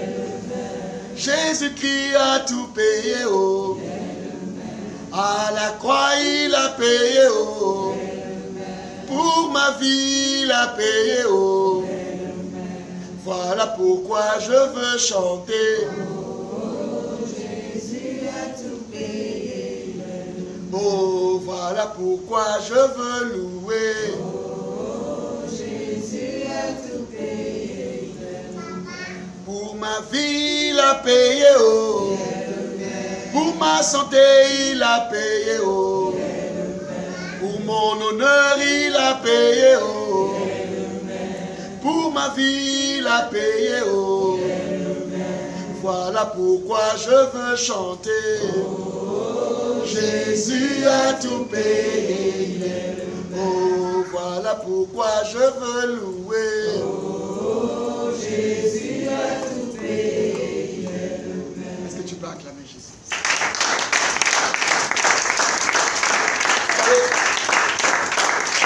Je vous donne un secret. À des moments, une situation me dépasse. Je commence à me sentir bizarre. Je prends la télé, j'allume YouTube. Je mets les louanges, je danse. Je réalise qu'en fait, ce que je suis là, personne ne pouvait faire ça pour moi. Nous tous on sort des familles, on connaît comment on traite les gens. Mais Jésus donne de la valeur. J'ai dit Seigneur, ce n'est pas un petit problème d'argent, un petit problème de ceci qui m'empêche d'être heureux. Non, je refuse ça. Et je loue Dieu. Soyez comme ça. Mercredi prochain, je vais vous parler de la question de la croix. Hein? On va expliquer, quand on dit il les a vaincus, quand on dit qu'est-ce que Jésus a fait à la croix, on va expliquer ça bien. Je voudrais que vous vous appropriez. Et puis vous allez comprendre quand les gens disent que non, la grâce est gratuite. La grâce n'est pas gratuite. Rien n'est gratuit sur cette terre. Écoute-moi très bien. Sur cette terre, rien n'est gratuit. La grâce que tu as là, c'est parce que Jésus est mort. Amen. Je vais vous expliquer pourquoi le diable ne peut pas avoir autorité sur vous. En fait, pourquoi la seule autorité que Satan a sur vous, c'est ce que vous lui donnez. Si les esprits te shootent encore, c'est parce que tu permets à ceux qui te shootent. Regarde, j'ai expliqué la dernière fois que j'étais à la Gamba. Et puis à Gamba, faire une campagne. À l'hôtel où je dors, la nuit je dors, je ne vois rien, je dors. Après je vois comment ma porte s'ouvre. Je vois un esprit géant qui se met à ma porte. Vous savez ce que je fais? J'ai tiré le drap. J'ai dormi. Quand j'expliquais ça, pasteur, mais non, là tu devais t'élever. Tu veux commencer à prendre l'autorité, pourquoi? En fait, si je prenais l'autorité, non, je devais fatiguer ma voix. Et puis le lendemain, je n'aurais plus la voix pour prêcher. Il est venu pour me fatiguer. Mais moi, je l'ai méprisé. Je savais qu'il ne peut pas me toucher. Et il savait que je savais qu'il ne peut pas me toucher. Et j'ai dormi. Quelquefois la nuit, rentrer dans le drap, dormir. Oh, ne fatiguez pas. Oh, Rama, j'envoie le feu. Non, vous savez, le feu que vous envoyez là, un jour, il y aura vraiment l'incendie chez vous. Et les voisins ne vont pas venir vous secourir. Parce qu'ils sont habitués à écouter tous les jours le feu. Donc là, ils vont encore penser que là, c'est encore une autre prière du feu. Faites attention, acclamons le Seigneur. Alléluia. Acclamons le Seigneur ce soir. Levons-nous, acclamons le Seigneur. Amen. On va chanter cette chanson et on va prier. Jésus a tout payé. Dieu a tout payé. Jésus a tout payé. Jésus a tout payé. Voilà pourquoi je veux louer. Oh, Jésus a tout payé. Voilà pourquoi je veux chanter. Oh, Jésus a tout payé. Pour mon bonheur, il a payé. Oh, pour ma santé, il a payé. Oh, pour ma gloire, il a payé. Oh, et pour ma vie, il a payé. Oh, voilà pourquoi je veux louer. Oh, Jésus a tout payé. Voilà pourquoi je veux chanter. Oh, Jésus a tout payé. Oh, pour ma gloire, il a payé. Oh, pour mes enfants, il a payé. Oh, pour ma famille, il a payé.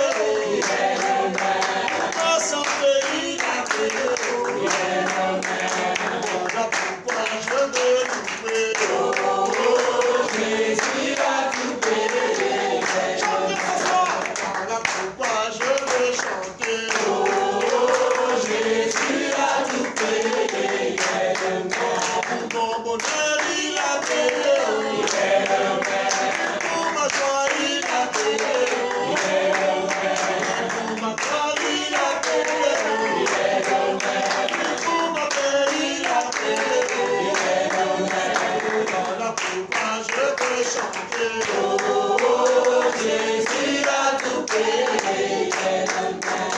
Voilà pourquoi je veux louer. Oh, Jésus a tout payé. Oh, pour mon passé, il a payé. Pour mon présent, il a payé. Pour mon futur, il a payé.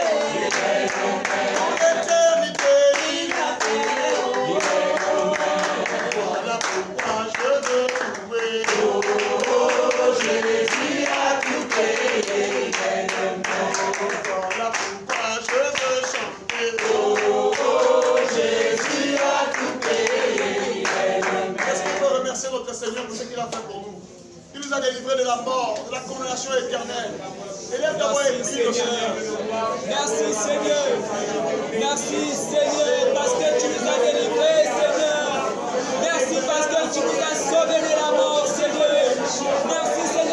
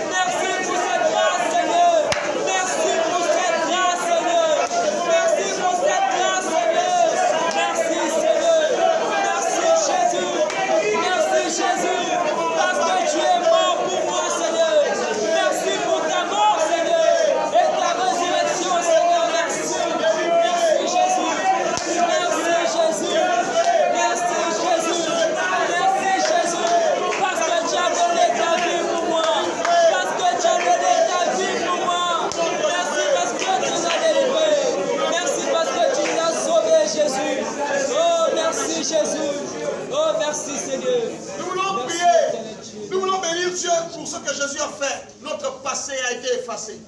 Ah, personne n'est fier de son passé. Mais grâce à Jésus, la Bible dit, si quelqu'un est en Christ, il est une nouvelle créature. Les choses anciennes sont passées. Les choses que tu faisais dans le passé ont été effacées. La condamnation n'est plus ton partage. Tu vas venir dire, vous dire, Satan, tu ne vas plus me culpabiliser. Mon passé est passé. Mon présent est sécurisé. Mon futur est garanti. Élève ta main et prie au nom de Jésus. Père éternel, Dieu le Saint. Élève ta main et prie ce soir. Je refuse de demeurer dans la culpabilité. Je refuse de demeurer dans la culpabilité, Seigneur. Mon passé est passé. Mon passé est passé. Au nom de Jésus. Jésus les a effacés. Dans le nom de Jésus. Mon futur est garanti. Mon futur est garanti. Mon futur est garanti. Par Jésus-Christ.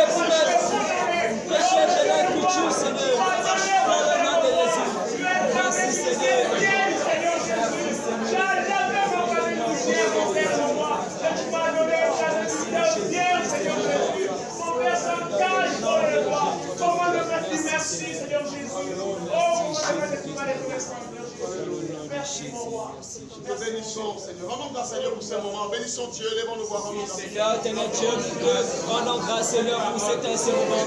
Oh, merci pour ton évangile pur ce soir, Seigneur.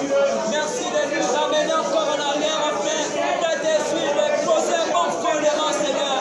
Afin que, Père, notre maison soit, Seigneur, bâtie sur le roc. Père éternel, je suis dans le nom de Jésus. Merci pour cet enseignement, Seigneur. Merci, Seigneur, parce que tu nous interpelles davantage. Merci, Seigneur, parce que tu nous formes encore davantage, Seigneur. Merci, Seigneur, dans le nom de Jésus. Merci parce que, Père, tu es structuré que nous revenons, Seigneur, à l'évangile pur. Merci, Seigneur. Merci, Jésus. Dans le nom puissant de Jésus-Christ. Nous rendons grâce pour cela, Seigneur. Merci pour ta présence, Seigneur. Merci, Jésus. Merci, Jésus. Merci, Seigneur. Tu m'as éclairé juste devant toi. Je ne suis plus un pécheur, mais je suis juste devant toi. Je suis juste devant toi, Père. Merci, Seigneur. Des pauvres pécheurs. Nous sommes des justes devant toi. Est-ce que tu peux acclamer le Seigneur ce soir? Acclamer le Seigneur ce soir. Alléluia. Amen. Appelons-nous quelques minutes. Je suis rapidement chanté de partir dans Seigneur ailleurs. Oh, oh, oh, oh, je crie à toi.